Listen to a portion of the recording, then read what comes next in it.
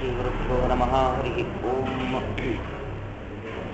भैष्मी सत्यागतं कृष्णं कृष्णापाण्डवपूजितं नृत्यन्तं व्यासराजार्थिवेण्वर्यभ्यधरं भजे। मयि स्थितो मदङ्गेषु स्वतन्त्रो गप्तवान् हरिः स विष्णुश्च अस्वतन्त्रं मां स्वेच्छया वर्तयत्यजः। स्वात्मनस्तस्य पूजा स्युः मनोवाक्कायहृदयः। ममैताः इति कर्तारम् उद्देश्यं च हरिं स्मरेत्। धर्मविज्ञानवैराग्यपरमैश्वर्यशालिनः आनन्दतीर्थभगवत्पादान् वन्दे निरन्तरम्। नौमि न्यायसुधादिकृत्ययमुनीन् ब्रह्मण्यश्रीपादराक्षन्मणिं व्यासार्यान् विविधागमभ्यविहरान् श्रीवादिराजानपि वन्देऽहं सपरान्दर्भुत्तमगुरुन् वैदध्यवरानिधिं श्रीसत्यौ प्रखराघवेन्द्रमुनिपान् सद्बोधसध्यानपान् आपादमौलिपर्यन्तं गुरूणाम् आकृतिं स्मरेत्। तेन विघ्नाः प्रणश्यन्ति सिद्ध्यन्ति च मनोरथाः। श्रीगुरुभ्यो नमः। हरिः ओम्। जन्माद्यस्य यतोऽन्वयातितरतश्चार्थेषभिघ्नस्वराट् तेने ब्रह्महृदाय आदिकवये मुह्यन्ति यं सूरयः। तेजो वारिमृदां यथा विनिमयो यत्र त्रिसर्गो मृषा धाम्ना स्वेन सदा निरस्तकुहकं सत्यं परं धीमहि। सृष्टिस्थित्यप्यहेहानियतदुषतिमो बन्धमोक्षाश्च यस्मात् अस्य श्रीब्रह्मरुद्रप्रभृतिसुरनरद्वीषकत्वात्मकस्य विष्णोर्व्यस्ता समस्ता सकलगुणनिधिः सर्वदोषौ विपेतः पूर्णानन्दाव्ययो यो पूर्वविपवनमश्चिन्तयेतं महान्तम्। निगमकल्पतरोर्गलितं फलं शुकमुखादमृतस्रवसंयुतं पिबत भागवतं रसमालयं मुहुरभो रसिका भुवि भावुकाः। श्रीगुरुभ्यो नमः। हरिः ओम्। अत्यंತ ಶ್ರೇಷ್ಠವಾದ ಗ್ರಂಥ ಶ್ರೀಮದ್ಭಾಗವತ. ಭಾಗವತದಲ್ಲಿ ಪ್ರಥಮ ಸ್ಕಂದದ ಶ್ರವಣವನ್ನು ಮಾಡುವಾಗ ಒಂದು ಪಾಪದ ಪರಿಹಾರವನ್ನು ಹೇಳಿದ್ದಾರೆ, ಇನ್ನೊಂದು ಪುಣ್ಯವನ್ನು ಕೂಡ ತಿಳಿಸಿಕೊಟ್ಟಿದ್ದಾರೆ. ಪ್ರಥಮ ಸ್ಕಂದವನ್ನು ಚೆನ್ನಾಗಿ ಶ್ರವಣವನ್ನು ಮಾಡುವುದರಿಂದ ಮಾತೃಗಾಮಿನಿ ಅಂದರೆ ಒಬ್ಬ ಜೀವ ತನ್ನ ತಾಯಿಯ ಜೊತೆಗೆ ಭೋಗಾದಿಗಳನ್ನು ಮಾಡಿಬಿಟ್ಟರೆ ಏನೊಂದು ಪಾಪಗಳು ಬಂದಿರ್ತದೆಯೋ ಅಂತಹ ಪಾಪವನ್ನ ಪರಿಹಾರ ಮಾಡುವಂತಹ ಸ್ಕಂದ ಪ್ರಥಮ ಸ್ಕಂದ. ಪ್ರತಿಯೊಂದಕ್ಕೂ ಒಂದೊಂದು ಕಥೆ ಇದೆ. ಅದನ್ನು ಸಾಧ್ಯವಾದರೆ ಮಂಗಳದ ದಿವಸ ಅನುವಾದವನ್ನು ಮಾಡ್ತೇನೆ.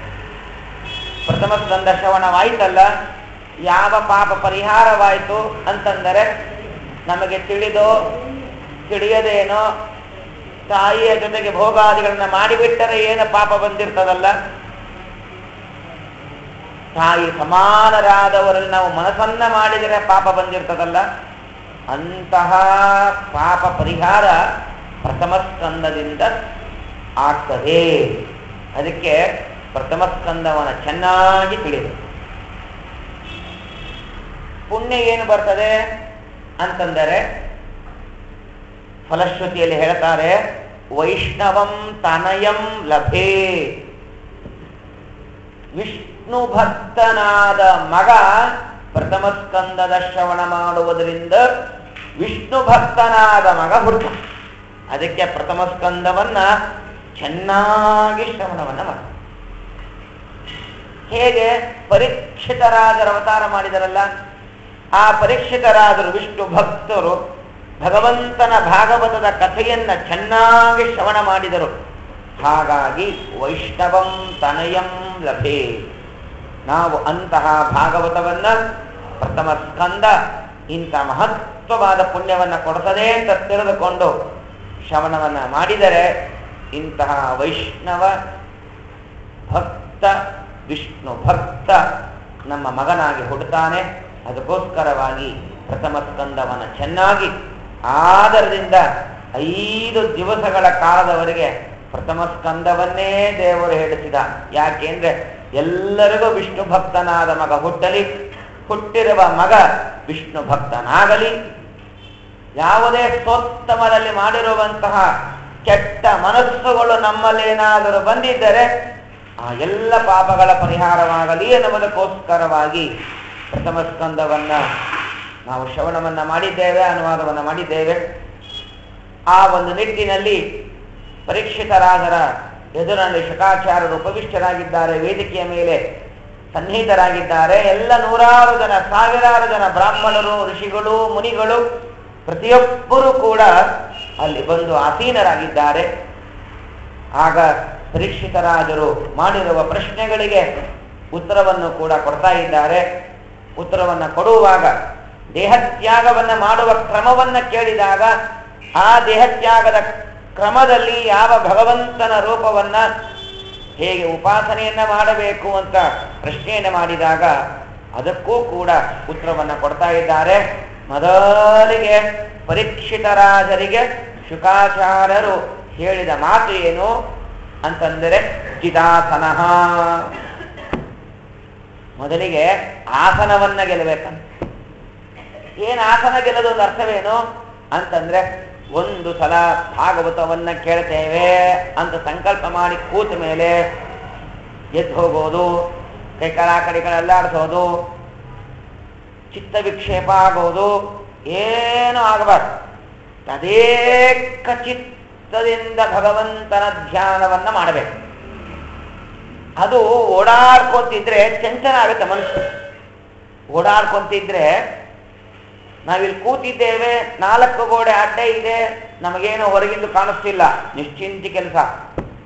ನಮಗೆ ಕಾಣಿಸ್ತು ಅಂದ್ರೆ ಏನಾಗತ್ತೆ, ಮನಸ್ಸು ಅಲ್ಲಿ ಹೋಗುತ್ತೆ, ಆ ಭಾವನೆಗಳು ಅದಕ್ಕೆ ಸ್ಪಂದಿಸತ್ತೆ, ಚಿತ್ತ ವಿಕ್ಷೇಪವಾಗತ್ತೆ. ಅದಕ್ಕೋಸ್ಕರವಾಗಿ ಜಿತಾಸನಃ, ಒಂದು ಕಡೆ ಕೂತು ನಾವು ಶ್ರವಣವನ್ನ ಮಾಡಿದರೆ ಹೆಚ್ಚಿನ ಪುಣ್ಯ ಬರ್ತದೆ. ಯಾರೊಬ್ಬರು ಆಚಾರೊಬ್ಬರು ಹೇಳದಂತೆ, ಏನಪ್ಪ ದಿನ ಸಂಧಾನ ಮಾಡ್ತಿದ್ಯಾ ಅಂತ ಕೇಳದಂತ. ಮಾಡ್ತಾ ಇದ್ದೀನಿ ಅಂತ ಹೇಳ್ದ. ಗಾಯತ್ರಿ ಮಂತ್ರ ಎಷ್ಟು ಮಾಡ್ತಿ ಅಂತ ಕೇಳ್ದ. 10 ಮಾಡ್ತೀನಿ ಅಂತ ಹೇಳ್ದ. ಆಯ್ತು ಸಂತೋಷ, ಇನ್ನು ಮೇಲೆ 108 ಮಾಡು ಅಂತ ಹೇಳಿದ್ರು. ಅವನಾಯ್ತು ಅಂತಂದ. ಪಾಪ ಮನೆಗೆ ಹೋದ, ಸಂಧ್ಯಾವನೆ ಕೂತ, 10 ಗಾಯತ್ರಿ ಮಂತ್ರವನ್ನ ಮಾಡಿದ.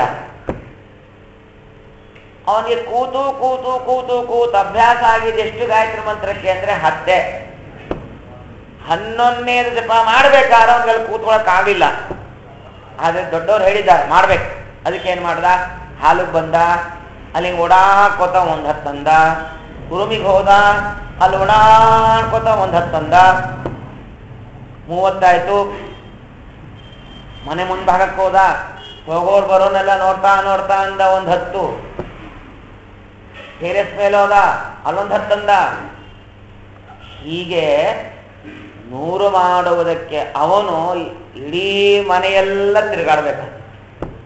ಯಾಕ ಪರಿಸ್ಥಿತಿ, ಒಂದು ಕಡೆ ಕೂತು ಧ್ಯಾನವನ್ನ ಮಾಡುವ, ಬಹಳ ಹೊತ್ತು ಕೂತು ಧ್ಯಾನವನ್ನ ಮಾಡುವಂತಹ ಮನಸ್ಸನ್ನ ನಾವೆಂದೂ ಪ್ರಯತ್ನವನ್ನ ಮಾಡಿಯೇ ಇಲ್ಲ.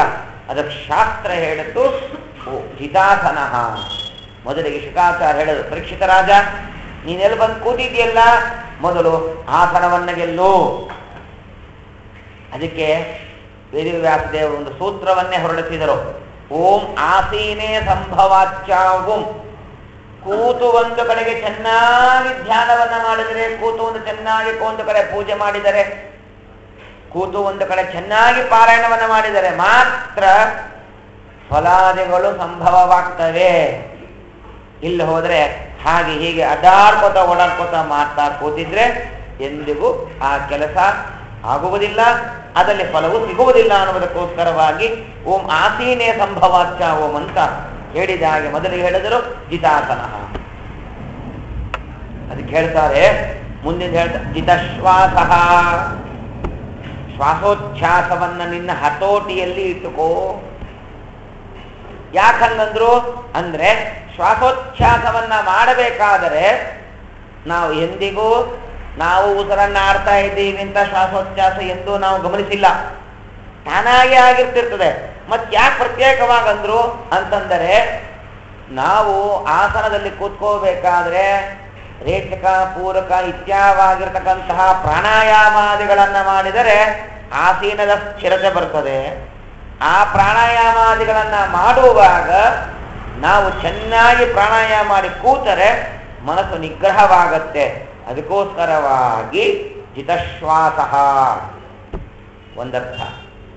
ಶ್ವಾಸ ಚೆನ್ನಾಗಿ ನಾವು ಉಸಿರನ್ನ ಆಡಿ ಕೂತ್ಕೊಳ್ಳೋದ್ರಿಂದ ಮನಸ್ಸು ಹೌರ್ಗಾಗತ್ತೆ, ಮೈಂಡು ಸಂಪೂರ್ಣವಾಗಿ ತಿಳಿಯಾಗತ್ತೆ. ಯಾಕೆಂದ್ರೆ ಡಾಕ್ಟರ್ ಶಾಪ್ ಹೋದಾಗ ಹೇಳ್ತಾರೆ ಜೋರಾಗಿ ಉಸಿರಾಡಿ ಚೆನ್ನಾಗಿ ಉಸಿರಾಡಿ ಅಂತ ಹೇಳ್ತಾರೆ. ಯಾಕೆ ಅಂದ್ರೆ ನಾವು ಆರೋಗ್ಯ ಸರಿ ಇಲ್ಲ ಅನ್ನುವ ಟೆನ್ಷನ್ನಲ್ಲಿ ಬಂದ್ಬಿಟ್ಟಿರ್ತೀವಿ. ಯಾವಾಗ ಅವರು ಚೆನ್ನಾಗಿ ಉಸಿರಾಡಿ ಅಂತ ಹೇಳ್ತಾರೆ ಆವಾಗ ಅವನ ಮೈಂಡು ಸ್ವಲ್ಪ ತಗ್ಗಿದಾಗ ಅವರು ಪರೀಕ್ಷೆ ಮಾಡ್ತಾರೆ. ಇದು ಒಂದರ್ಥ ಜಿತಶ್ವಾಸ. ಇನ್ನೊಂದು ಅರ್ಥವೇನು ಹೇಳಿದ್ರು ಅಂತಂದರೆ, ಈ ಶ್ವಾಸವನ್ನ ಗೆಲ್ಲಬೇಕಾದ್ರೆ ಮುಖ್ಯ ಪ್ರಾಣದೇವರ ವಿಶೇಷವಾದ ಅನುಗ್ರಹವಾಗಬೇಕು. ಪ್ರಾಣದೇವರ ಅನುಗ್ರಹ ಮಾಡಿದ್ರೆ ಶ್ವಾಸೋಚ್ಛ್ವಾಸ ಚೆನ್ನಾಗಿ ಆಗಿರ್ತದೆ. ನೀನು ಇನ್ನ 7 ದಿವಸ ಬದುಕಬೇಕಲ್ಲ, ಶ್ವಾಸೋಚ್ಛ್ವಾಸವನ್ನ ಚೆನ್ನಾಗಿ ಮಾಡು, ವಾಯುದೇವರ ಅನುಗ್ರಹವಾಗ್ತದೆ, ಚೆನ್ನಾಗಿ ನೀನು ಇರ್ತೀಯ. ಅದಕ್ಕೆ ಜಿತಶ್ವಾಸ. ಜಿತಸಂಗ, ಎಲ್ಲ ಸಂಘವನ್ನ ಬಿಟ್ಬಿಡು. ಅಲ್ರಿ ಎಲ್ಲ ಬಿಟ್ಟೇ ಬಂದು ಕೂತಾನಿಲ್ಲಿ. ನೀನು ಕೂತಿದ್ದಷ್ಟು ಪ್ರಧಾನ ದೇಹವಾಗಬಾರದು, ಮನಸ್ಸು ಕೂಡ ಜಿತಸಂಗ. ಇಲ್ಲಿ ಕೂತಾಗ ಅಯ್ಯೋ ಜನಮೇ ಇದೆಯಾ, ಪ್ರಜೆಗಳನ್ನ ಚೆನ್ನಾಗಿ ನೋಡ್ಕೊಂಡೇ ಇಲ್ಲೋ, ಊಟಕ್ಕೆ ಹಾಕೋದ್ನ ಇಲ್ಲೋ, ಎಲೆ ಹಾಕೋದ್ನ ಇಲ್ಲೋ, ಗೋಗಳನ್ನ ರಕ್ಷಣೆ ಮಾಡ್ತಾ ಇದ್ದಲ್ಲೋ, ಏನೇನೇನೋ ಸಂಬಂಧ ಇಟ್ಕೋಬೇಡ. ಅವನು ಕೊಟ್ಟಿದೆಯಲ್ಲ ಅವನ ಜವಾಬ್ದಾರಿ ನೋಡ್ಕೊಂತಾನೆ. ಅದಕ್ಕೋಸ್ಕರವಾಗಿ ಜಿತಶ್ವಾಸ ಜಿತಸಂಗ, ಸಂಘವನ್ನ ಗೆಲ್ಲಬೇಕು. ಮನಸ್ಸು ಆ ಕಡೆ ಈ ಕಡೆ ಸರ್ವತಾ ಹೋಗಬಾರದು. ಈ ಸಂಘವನ್ನ ಗೆಲ್ಲಬೇಕಾದ್ರೆ, ನಮ್ಮ ಸುತ್ತಮುತ್ತಲಿನ ವ್ಯವಹಾರ ಹಾಗೂ ಮನಸ್ಸನ್ನ ಗೆಲ್ಲಬೇಕಾದರೆ ಮನಸ್ಸಿಗೆ ಅಭಿಮಾನಿ ದೇವತೆಗಳು ರುದ್ರದೇವರು. ಆ ರುದ್ರದೇವರನ್ನ ನೀ ಸ್ತೋತ್ರವನ್ನ ಮಾಡು, ರುದ್ರದೇವರ ವಿಶೇಷವಾದ ಅನುಗ್ರಹವಾಗ್ತದೆ. ಜಿತಸಂಗ, ಮನಸ್ಸು ಸ್ಥಗಿತವಾಗ್ತದೆ, ಮನಸ್ಸು ಹತೋಟಿಯಲ್ಲಿ ಬರ್ತದೆ. ಆಗ ಸಂಘವನ್ನ ನೀನು ಗೆಲ್ಲಿಕ್ಕೆ ಸಾಧ್ಯ. ಅದಕ್ಕೆ ಮನೋನಿಯಾಮಕರಾದ ರುದ್ರದೇವರನ್ನ ಸ್ತೋತ್ರವನ್ನ ಮಾಡು ಅಂತ ಸ್ಮರಣೆ ಮಾಡ್ತಾರೆ. ಸ್ವಯಂ ಅವರೇ ಎದುರು ಕೂತ ರುದ್ರದೇವರು, ಶುಕಾಚಾರ್ಯರು. ಆದ್ರೂ ಮೂಲ ರೂಪ ಅದರ ಧ್ಯಾನವನ್ನು ಮಾಡಿಸಬೇಕಲ್ಲ, ಅದಕ್ಕೆ ಅದನ್ನು ಮಾಡಿಸ್ತಾ ಇದ್ದಾರೆ. ಅದರ ಜೊತೆಗೆ ಜಿತೇಂದ್ರಿಯ, ಇಂದ್ರಿಯಗಳನ್ನ ಗೆಲ್ಲಬೇಕು. ಅಯ್ಯೋ ಹಶವಾಗ್ತಾ ಇದೆ ಅಂತ ಅನಿಸ್ಬಾರ್ದು, ಕಣ್ಣು ಏನೋ ನೋಡಬೇಕು ಅಂತ ಅನಿಸ್ತಾ ಇದೆ ಅಂತ ಅನಿಸ್ಬಾರ್ದು, ಕಿವಿ ಏನೋ ಕೇಳಬೇಕು ಅಂತ ಅನಿಸ್ತಾ ಇದೆ ಅಂತ ಅನಿಸ್ಬಾರ್ದು. ನಮ್ಮ ಮನಸ್ಸು ಇಂದ್ರಿಯಗಳು ಬೇರೆ ಕಡೆಗೆ ಹೋಗಬಾರ್ದು. ಜಿತೇಂದ್ರಿಯ, ಇಂದ್ರಿಯಗಳನ್ನ ಗೆಲ್ಲಬೇಕು. ಇಂದ್ರಿಯಗಳನ್ನ ಗೆಲ್ಲಬೇಕಾದ್ರೆ ಯಾರು ಪೂಜೆ ಮಾಡಬೇಕು? ಇಂದ್ರಾದಿ ದೇವತೆಗಳನ್ನ ಪೂಜೆ ಮಾಡಬೇಕು. ಅವರನ್ನ ಪೂಜೆ ಮಾಡಿ ಪ್ರಾರ್ಥನೆ ಮಾಡು. ಅದಕ್ಕೆ ನಮೋಸ್ತು ತಾತ್ವಿಕಾ ದೇವಾಹ ವಿಷ್ಣು ಭಕ್ತಿ ಪರಾಯಣಾಹ ಧರ್ಮ ಮಾರ್ಗೇ ಪ್ರೇಯಂತೋ ಭವಂತ ಸರ್ವದೇವಿ ಅಂತ ಯಾಕೆ ಸ್ತೋತ್ರವನ್ನ ಮಾಡಬೇಕು ಅಂತಂದ್ರೆ, ನಾವು ನಮ್ಮ ಇಂದ್ರಿಯಗಳನ್ನ ಗೆಲ್ಲಬೇಕಾಗಿದೆ. ಗೆಲ್ಲುವುದು ಶಬ್ದಕ್ಕೆ ನಮ್ಮ ಹತೋಟಿಯಲ್ಲಿ ಇಟ್ಕೋಬೇಕಾಗಿದೆ. ಅದಕ್ಕೋಸ್ಕರವಾಗಿ ಇದನ್ನು ತಿಳಿಸಿ ಹೇಳ್ತಾ ಇದ್ದಾರೆ ಅಂತ. ನೀನು ಸ್ಥೂಲೇ ಭಗವತೆ ರೂಪೆ ಮನಸ್ಸಂಧಾರೆಯೇ ಧಿಯ, ಅಂತಹ ನಿನ್ನ ಸ್ವಚ್ಛವಾದ ಮನಸ್ಸಿನಲ್ಲಿ ಕಣ್ಣನ್ನ ಮುಚ್ಚು. ಮನಸ್ಸು ನಿನ್ನಲ್ಲಿ ತನಕೋ, ಕಣ್ಣನ್ನ ಮುಚ್ಚು. ನಿನ್ನ ಎದುರುಗಡೆ ಭಗವಂತನ ಒಂದು ದೊಡ್ಡದಾದ ವಿರಾಟ್ ರೂಪ ನಿಂತಿದೆ. ನಿನ್ನ ಎದುರುಗಡೆ ಒಂದು ಭಗವಂತನ ಚಿತ್ರಣ, ದೊಡ್ಡದಾದ ಒಂದು ವಿರಾಟ್ ರೂಪ ನಿಂತಿದೆ, ಬೃಹದಾಕಾರವಾಗಿದೆ. ಅದೇ ಬ್ರಹ್ಮಾಂಡದ ರೂಪ, ದೊಡ್ಡ ರೂಪ. ಅರ್ಜುನ ಹೇಳ್ತಾರಲ್ಲ, ಅಂತನ್ನ ಮಧ್ಯಂ, ನನಗೆ ಆರಂಭವೂ ಗೊತ್ತಾಗ್ತಾ ಇಲ್ಲ, ನನಗೆ ಮಧ್ಯ ಗೊತ್ತಾಗ್ತಾ ಇಲ್ಲ, ನನಗೆ ಅಂತ್ಯ ಗೊತ್ತಾಗ್ತಾ ಇಲ್ಲ ಅಂತ ಹೇಳಿದಲ್ಲ, ಅದೇ ಭಗವಂತನ ವಿರಾಟ್ ರೂಪ, ಬೃಹತ್ ರೂಪ. ಅದು ವಿಶ್ವರೂಪ, ಇದು ಬ್ರಹ್ಮಾಂಡ ರೂಪ, ದೊಡ್ಡ ರೂಪ. ಆ ರೂಪವನ್ನ ಮನಸ್ಸಿನಲ್ಲಿ ಧಾರೆಯೇ ನಿಧಾನವಾಗಿ ಆ ಭಗವಂತನ ರೂಪವನ್ನ ಹೊರಗೆ ಕಂಡ ಬೃಹದಾಕಾರವಾದ ಆ ರೂಪವನ್ನ ನಿನ್ನ ಮನಸ್ಸಿನಲ್ಲಿ ತಂದ್ಕೊ. ಬ್ರಹ್ಮಾಂಡದ ರೂಪವನ್ನು ನಾವೊಂದು ಪ್ರತಿಮೆಯಲ್ಲಿ ತಂದ್ಕೊಂಡ್ಬರ್ತೇವಿಲ್ಲ. ಕೆಲವರ ಮನೆಯ ಶ್ರೀನಿವಾಸರ ಪ್ರತಿಮೆ ಇಷ್ಟಿರ್ತದೆ, ಕೆಲವರ ಮನೆಯಲ್ಲಿ 2 ಇಂಚು ಇರ್ತದೆ. 2 ಇಂಚಿರುವ ಆ ಭಗವಂತನ ಪ್ರತಿಮೆಯಲ್ಲೂ ಭಗವಂತನ ಎಲ್ಲ ರೂಪಗಳನ್ನು ತರ್ತೇವೆ ನಾವು. ಸಾಧ್ಯ ಆಗತ್ತೋ ಇಲ್ಲೋ? ಹಾಗೆಯೇ ಭಗವಂತನ ದೊಡ್ಡದಾದ ವಿರಾಟ್ ರೂಪವನ್ನ ನಿನ್ನ ಮನಸ್ಸಿನಲ್ಲಿ ತಂದ್ಕೊ. ಮನಸ್ಸು ಎಷ್ಟಿದೆ? ಚಿಕ್ಕದು. ನಾವ್ಯಾಕೆ ತಿಳ್ಕೋಬೇಕು? ನಮ್ಮ ಮನಸ್ಸು ದೊಡ್ಡದಾಗಿ ಮಾಡಲಿಕ್ಕೆ ಬರ್ತದೆ. ಬೆಲೂನ್ಗೆ ನಾವು ಎಷ್ಟು ಗಾಳಿಯನ್ನ ಓದ್ತೇವೆ ಅಷ್ಟು ದೊಡ್ಡದಾಗ್ತದೆ. ಹಾಗೆ ನಾವು ನಮ್ಮ ಮನಸ್ಸಿನಿಂದ ಆ ಭಗವಂತ ರೂಪವನ್ನು ಎಷ್ಟು ದೊಡ್ಡದಾಗಬೇಕಾದರೂ ಮಾಡ್ಕೋಬಹುದು, ಎಷ್ಟು ಚಿಕ್ಕದಾಗಬೇಕಾದ್ರೂ ಮಾಡ್ಕೋ. ನಮ್ಮ ಅವರವರ ಯೋಗ್ಯತಾನುಸಾರವಾಗಿ ಭಗವಂತನ ರೂಪ ಅವರ ಮನಸ್ಸಿನಲ್ಲಿ ಗೋಚರಿಸತ್ತೆ. ಅದನ್ನ ನೀನು ಧ್ಯಾನವನ್ನ ಮಾಡು, ಧಾರಣೆ ಮಾಡ್ಕೋ. ನಿನ್ನ ಎದುರುಗಡೆ ಆ ಭಗವಂತನ ರೂಪವನ್ನ ಬಂದು ನೋಡ್ಕೋ. ಯತ್ರೇದಂ ದೃಶ್ಯತೆ ವಿಶ್ವಂ ಭೂತಂ ಭವ್ಯಂ ಭವಚ್ಛ. ಯಾವ ಈ ಜಗತ್ತಿನ ಎಲ್ಲ ಸಮಗ್ರವಾದ ವ್ಯಾಪಾರವನ್ನ ಮಾಡ್ತಾ ಇದ್ದಾನಲ್ಲ, ಭೂತ ಭವಿಷ್ಯತ್ ವರ್ತಮಾನ ಕಾಲಗಳು, ಜಗತ್ತಿನ ಸೃಷ್ಟಿಯಾದಿಗಳು, ವ್ಯಾಪಾರಾದಿಗಳು, ಚಟುವಟಿಕೆಗಳು, ಆ ಎಲ್ಲ ಮಾಡತಕ್ಕಂತಹ ರೂಪವೇ ಈ ಬೃಹದಾಕಾರವಾದ ದೊಡ್ಡದಾದ ವಿರಾಟ್ ರೂಪ. ಅಂಡಕೋಶೆ ಶರೀರೇಸ್ಮಿನ್ ಸಪ್ತಾವರಣ ಸಂಯುತೆ. ಇದು ಅಂಡಕೋಶ, ಅಂಡ ಅಂತ ಕರೀತಾರೆ. ಅಂಡದಂತೆ ಇದೆ ಅದೇ ಕೋಶ. ಅದಕ್ಕೆ 7 ಆವರಣಗಳು ತುಂಬಿ ಅದಕ್ಕೆ ಕವರ್ ಆಗಿದೆ. ಸುತ್ತು ಸಪ್ತಾವರಣವಾಗಿದೆ. ಶರೀರೇ ಅಸ್ಮಿನ್, ಇದುವೇ ಭಗವಂತನ ಶರೀರ. ಅಥವಾ ಇದೇ ಭಗವಂತನ ಒಳಗಿರುವ ಶರೀರ. ಅಂದರೆ ಶಾಸ್ತ್ರ ಹೇಳ್ತಾರಲ್ಲ, ನೀ ಮಾಯೆಯೊಳಗೋ ನಿನ್ನೊಳು ಮಾಯೆಯೋ ಅಂತ ಹೇಳಿದ ಹಾಗೆ ದೇವರು ಇಡೀ ಜಗತ್ತು ವ್ಯಾಪಿಸಿದ್ದಾನೆ. ಅವನ ಒಳಗೆ ಈ ಅಂಡವೂ ಇದೆ. ಅಂಡವೇ ಬೃಹದಾಕಾರವಾಗಿದೆ, ಅದೇ ದೇವರು. ಅದಕ್ಕೆ ಅಂಡಕೋಶೇ ಶರೀರೇಸ್ಮಿನ್. ಆ ಅಂಡಕೋಶಕ್ಕೆ ಸಪ್ತಾವರಣ ಸಂಯುತೆ. ನೀ ಮಾಯೆಯ ಒಳಗೋ ನಿನ್ನೊಳು ಮಾಯೆಯೋ, ನೀ ದೇಹದೊಳಗೋ ನಿನ್ನೊಳು ದೇಹವೋ. ನಾವೆಲ್ಲ ಎಲ್ಲಿದ್ದೀವಿ?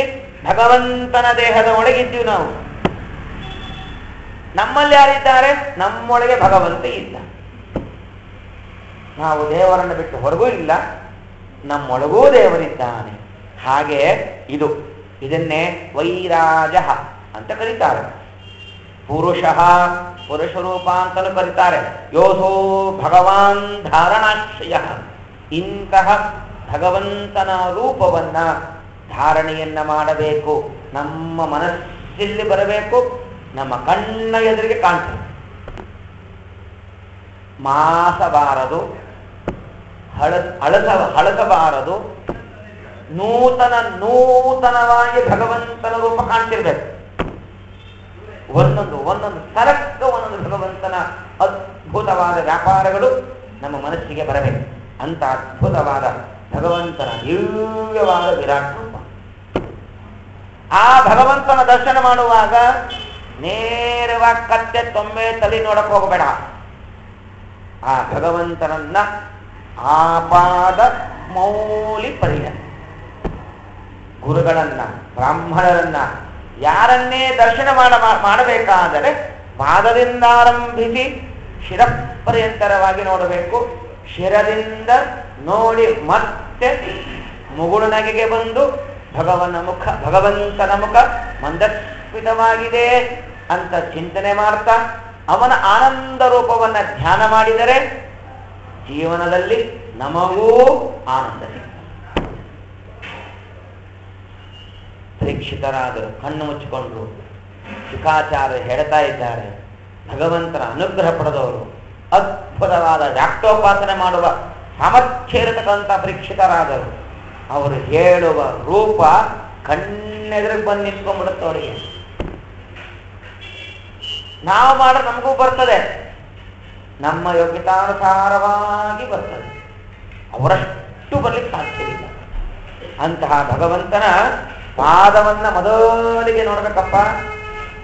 ಆ ಪಾದ ನೋಡುವಾಗ ಮೊದಲಿಗೆ ತಿಳ್ಕೋ, ಪಾತಾಳಮೇತಸ್ಸಿ ಪಾದ ಮೂಲಂ ಪಠಂತಿ ಪಾರ್ಶ್ವೈರ್ ಪ್ರಪದೇರ ಸಾತಲಂ ಮಹಾತಲಂ ವಿಶ್ವಸುದಸ್ಸು ಗಲ್ಪೋ ಕಲಾತಳಂ ವೈ ಪುರುಷಸ್ಯ ಜಂಘೇ. ಆ ಭಗವಂತನ ವಿರಾಟ್ ರೂಪವನ್ನ ವರ್ಣನೆ ಮಾಡ್ತಾ ಇದ್ದಾರೆ. ಭಗವಂತ ಹೀಗೆ ಪಾದವನ್ನ ಇಟ್ಟಿದ್ದಾನೆ. ಆ ಪಾದದ ಕೆಳಗೆ ಒಂದು ಪುಷ್ಪ, ಕಮಲದ ಪುಷ್ಪ, ದೊಡ್ಡದಾದ ಪುಷ್ಪ, ಸಾವಿರಾರು ದಳಗಳಿಂದ ಯುಕ್ತವಾಗಿರತಕ್ಕಂಥ ಅದ್ಭುತವಾದ ಪುಷ್ಪ. ಒಂದೊಂದಕ್ಕೂ ಒಬ್ಬೊಬ್ಬರು ಅಭಿಮಾನಿ ದೇವತೆಗಳಿದ್ದಾರೆ. ಬಣ್ಣಗಳಿದೆ, ಬಹಳ ಚೆನ್ನಾಗಿದೆ. ಆ ಕಮಲದ ಮೇಲೆ ಭಗವಂತ ತನ್ನ ಎರಡು ಅದ್ಭುತವಾದ ದಿವ್ಯವಾದ ಪಾದವನ್ನು ಇಟ್ಟಿದ್ದಾನೆ. ಆ ಪಾದ ಎಂಥ ಪಾದ ಅಂತಂದರೆ ಬಹಳ ಮೃದುವಾಗಿರುವಂತಹ ಪಾದ, ಬಹಳ ಮೃದುವಾಗಿರುವಂತಹ ಪಾದ, ಮೆತ್ತಿಗಿರತಕ್ಕಂತಹ ಭಗವಂತನ ಪಾದ. ನಮ್ಮದೆಲ್ಲ ಕಾಲ ನೋಡ್ಕೊಳ್ತಾ ಇದ್ರೆ ನಮಗೆ ಅಸಹ್ಯವಾಗ್ತದೆ. ನನ್ನ ಕಾಲ ಇಷ್ಟು ಅಸಹ್ಯವಾಗಿದೆಯಾ ಅಂತ ಅನಿಸ್ತಿರುತ್ತೆ. ಆದರೆ ಭಗವಂತನ ಪಾದವನ್ನು ನೋಡ್ತಾ ಇದ್ದರೆ ಆನಂದವಾಗ್ತದೆ, ಮೃದುವಾಗಿದೆ, ಮೆತ್ತಿಗಿದೆ. ಅಂತಹ ಭಗವಂತನ ಮೃದುವಾದ ಪಾದದ ತಳಭಾಗ, ಆ ಪಾದದ ತಳಭಾಗವನ್ನ ಪಾತಾಳ ಲೋಕ ಆಶ್ರಯಿಸಿಕೊಂಡು ಇದೆ. ಅಲ್ಲಿಂದ ಹುಟ್ಟಿದೆ, ಅದಕ್ಕೆ ಅದು ಆಶ್ರಯಿಸಿಕೊಂಡು ಇದೆ. ಮುಂದಿನ ಎಲ್ಲನೂ ಹೀಗೆ, ಯಾವ ಯಾವ ಲೋಕಗಳು, ಯಾವ ಯಾವ ವರ್ಣದವರು, ಯಾವ ಯಾವ ಪದಾರ್ಥಗಳು ಎಲ್ಲೆಲ್ಲಿಂದ ಹುಟ್ಟಿದೆಯೋ ಆಯಾದನ್ನೇ ಆಶ್ರಯಿಸಿಕೊಂಡು ಇರ್ತದೆ. ಇದು ಸರ್ವತ್ರ ಅನ್ವಯ. ಹೀಗೆ ಭಗವಂತನ ಪಾದ, ಆ ಪಾದದ ಕೆಳಭಾಗ, ಆ ಕೆಳಭಾಗವೇನಿದೆ ಅದು ಪಾತಾಳ ಲೋಕ ಹುಟ್ಟಿರ್ತಕ್ಕಂಥ ಸ್ಥಳ. ಅದು ಆ ಭಗವಂತನ ಪಾದ ತಳಭಾಗವನ್ನೇ ಆಶ್ರಯಿಸಿಕೊಂಡು ಇದೆ. ಆ ಪಾದ ಕೆಂಪಾಗಿರತಕ್ಕಂತಹ ಪಾದ, ತೇಜೋಮಯವಾಗಿರತಕ್ಕಂತಹ ಪಾದ, ಮೃದುವಾದ ಪಾದ. ಲಕ್ಷ್ಮೀ ತನ್ನ ಕೈಗಳಿಂದ ಸ್ಪರ್ಶ ಮಾಡಿ ಒತ್ತಿ ಒತ್ತಿ ಒತ್ತಿ ಆಶ್ಚರ್ಯ ಪಡ್ತಾ ಇದ್ದಳಂತೆ. ಏನ್ ಭಗವಂತನ ಪಾದ, ಎಷ್ಟು ಉತ್ತಮವಾಗಿರ್ತಕ್ಕಂತಹ ಪಾದ ಅಂತ ಹೇಳಿ ಭಗವಂತನ ಪಾದವನ್ನ ಒತ್ತಾ ಒತ್ತಾ ಒತ್ತಾ ಒತ್ತಾ ಒಂದೊಂದು ಸಲ ಭಗವಂತನ ಪಾದವನ್ನ ಒತ್ತುವಾಗಲೂ ಲಕ್ಷ್ಮೀದೇವಿಗೆ ಒಂದೊಂದು ತರಹದ ಅನುಭವ. ಒಂದ್ಸಲ ಬೆರಳು ಮೆಟ್ಟು ಕಾಣಿಸುತ್ತೆ, ಅಲ್ಲೇನೋ ಗುಣವನ್ನು ಚಿಂತನೆ ಮಾಡಿಕೊಡ್ತಾನೆ. ಒಂದು ಸಲ ಸ್ವಲ್ಪ ಮುಂಭಾಗಕ್ಕೆ ಬಂದು ಬರ್ತಾಳೆ, ಅಲ್ಲೊಂದು ಸ್ವಲ್ಪ ಮೆತ್ತಿಗಿರುತ್ತೆ, ಅಲ್ಲೇನೋ ಉಪಾಸನೆ ಮಾಡೋಕ್ಕೆ ಒಂದು ಜ್ಞಾನವನ್ನು ಕೊಡ್ತಾನೆ. ಭಗವಂತನ ಪಾದವನ್ನ ಓದುತ್ತಾ ಓದುತ್ತಾ ಇರುವಂತ ಲಕ್ಷ್ಮೀ ದೇವಿಗೆ ಅದ್ಭುತವಾದ ಜ್ಞಾನವನ್ನು ಕೊಡ್ತಾನೆ. ಆ ಭಗವಂತನ ಪಾದ ಲಕ್ಷ್ಮೀದೇವಿ ಒತ್ತಿರತಕ್ಕಂಥದ್ದು. ಲಕ್ಷ್ಮೀ ನಮಸ್ಕಾರ ಮಾಡಿದ್ದಾರೆ, ಬ್ರಹ್ಮದೇವರು ನಮಸ್ಕಾರ ಮಾಡಿದ್ದಾರೆ, ಪಾದವನ್ನು ಮುಟ್ಟಿ ನಮಸ್ಕಾರವನ್ನು ಮಾಡಿದ್ದಾರೆ. ನಮ್ಮ ಯೋಗ್ಯತೆ ನೋಡಿ, ಎಲ್ಲೋ ದೇವಸ್ಥಾನದಲ್ಲಿ ಅಪೇಕ್ಷೆ ಪಡೋದು ಬೇಡ. ನಮ್ಗೆ ಯಾರೇನ್ ಕರೆದು ಶ್ರೀನಿವಾಸ ಪಾದ ಮುಟ್ಟ ನಮಸ್ಕಾರ ಮಾಡಿ ನಮಗೇನ್ ತಿಳಿಸಲ್ಲ, ಮುಟ್ಸಲ್ಲ. ಅಕಸ್ಮಾತ್ ಪಂಢರಾಪುರದಲ್ಲಿ ಮುಟ್ಟಿಸಿದರೂ ಆ ಪಾದ ಮುಟ್ಟೋ ಅಷ್ಟರೊಳಗೆ ನಾವೇನು ಅನುಸಂಧಾನವನ್ನು ಮಾಡಬೇಕೋ ಅಷ್ಟರೊಳಗೆ ನಾವು ಹೊರಗೆ ಬಂದ್ಬಿಟ್ಟಿರ್ತೀವಿ. ಮುಟ್ಟುವಾಗ ನಮಗೆ ಅಯ್ಯೋ ನಾ ದೇವರ ಪಾದ ಮುಟ್ತಾ ಇದೀವಿ, ಇದು ಶಿಲೆ ಅನ್ನೋ ಕಲ್ಪನೆ. ಭಗವಂತನ ಪಾದ ಮೃದುವಾಗಿದೆ, ಇದು ಲಕ್ಷ್ಮೀ ಬ್ರಹ್ಮಾದಿಗಳಿಂದ ಸ್ತುತ್ಯವಾಗಿದೆ. ಭಗವಂತನ ಪಾದ ತಾನು ಮೇಲೆ ಎತ್ತಿದಾಗ ಆ ಬ್ರಹ್ಮದೇವರು ಈ ಪಾದವನ್ನ ತೊಳೆದಕ್ಕೇನೆ ಪ್ರಕ್ಷಾಳನೆ ಮಾಡೋದಕ್ಕೆ ಆ ಜಲ ಗಂಗೆಯಾಗೆ ಹರ್ಕೊಂಡು ಬಂದ್ಬಿಟ್ಲು. ನಾವು ದಿನಾ ಸ್ನಾನವನ್ನ ಮಾಡ್ತಾ ಇದ್ದೇವೆ, ಅನುಸಂಧಾನವನ್ನ ಮಾಡ್ತಾ ಇದ್ದೇವೆ. ಗಂಗಾ ಹುಟ್ಟಿದ್ದು ಭಗವಂತನ ಪಾದದಿಂದ, ನಮ್ಮ ಎಲ್ಲ ಪಾಪ ಆ ಭಗವಂತನ ಪಾದವನ್ನ ಭಜಿಸಿದ ಬ್ರಹ್ಮಾದಿ ಸಮಸ್ತ ದೇವತೆಗಳನ್ನ ಸ್ತೋತ್ರವನ್ನ ಮಾಡಿದಕ್ಕೆ ನಮ್ಮ ಪಾಪ ಪರಿಹಾರವಾಗ್ತಾ ಇದೆ. ಆ ಭಗವಂತನ ಪಾದದಿಂದ ಹುಟ್ಟಿದ ಗಂಗಾ ಜಲದಿಂದ ನಮ್ಮ ಜನ್ಮಾಂತರದ ಪಾಪಗಳು ಪರಿಹಾರವಾಗ್ತಾ ಇದೆ ಅಂತ ತಿಳಿದುಕೊಂಡು ಆ ಪಾದವನ್ನ ನಾವು ನಮಿಸಿದರೆ ಏನಾದರೂ ಕಿಂಚಿತ್ ಪುಣ್ಯ ಬಂದೀತು. ಇಂತಹ ಅದ್ಭುತ ಪಾದವನ್ನ ಪ್ರಕ್ಷಾಳನೆ ಮಾಡಿದವರು ನೋಡ್ರಿ 3-4 ಜನ ಮಾತ್ರ ಇದ್ದಾರೆ. ಒಬ್ರು ಬ್ರಹ್ಮದೇವರು. ಏನ್ ಪುಣ್ಯ ಮಾಡ್ಯಾರ ಲೆಕ್ಕ ಹಾಕೊಳ್ಳಿ. ನಾವು ನಮ್ಮ ಮನೆಯಲ್ಲಿರುವ ಪ್ರತಿಮೆಯನ್ನ ನೆಟ್ಟಿಗೆ ನಾವು ಪಾದ ಪ್ರಕ್ಷಾಳನೆ ಮಾಡಿರಲ್ಲ, ಪಾದ ಮುಟ್ಟಿ ನಮಸ್ಕಾರ ಮಾಡಿರೋದಿಲ್ಲ. ಅವಸರ ತೆಗ ಹೆಂಗಿಡ್ತಿರ್ತೀವಿ. ಇಲ್ಲ ಕೆಲವರು ಅಲ್ಲೇ ಬಿಟ್ಬಿಟ್ಟಿರ್ತಾರೆ. ಇಟ್ಕೋ ನೀ ಅಲ್ಲೇ, ನಿನ್ನ ಪಾದವನ್ನ ಮುಟ್ಟೋದೇ ಬೇಡ. ಪಾದವನ್ನ ತಲೆಗೆ ಹಚ್ಕೊಳ್ಳಿಲ್ಲ, ಹಣೆ ಬರೆದು ನೀನೇ ಒಳ್ಳೆಯದನ್ನು ಚೆನ್ನಾಗಿ ಮಾಡಿಸುವಂತವನ ಪಾದವನ್ನು ನಾವು ನಮ್ಮ ಹಣೆಗೆ ಸ್ಪರ್ಶ ಮಾಡಿಕೊಳ್ಳಿಲ್ಲ. ಬ್ರಹ್ಮದೇವರು ತದನಂತರದಲ್ಲಿ ಬಲಿಚಕ್ರವರ್ತಿ ಪಾದ ಪ್ರಕ್ಷಾಳನೆ ಮಾಡಿದ. ದಾನ ಕೊಡಬೇಕಾದ್ರೆ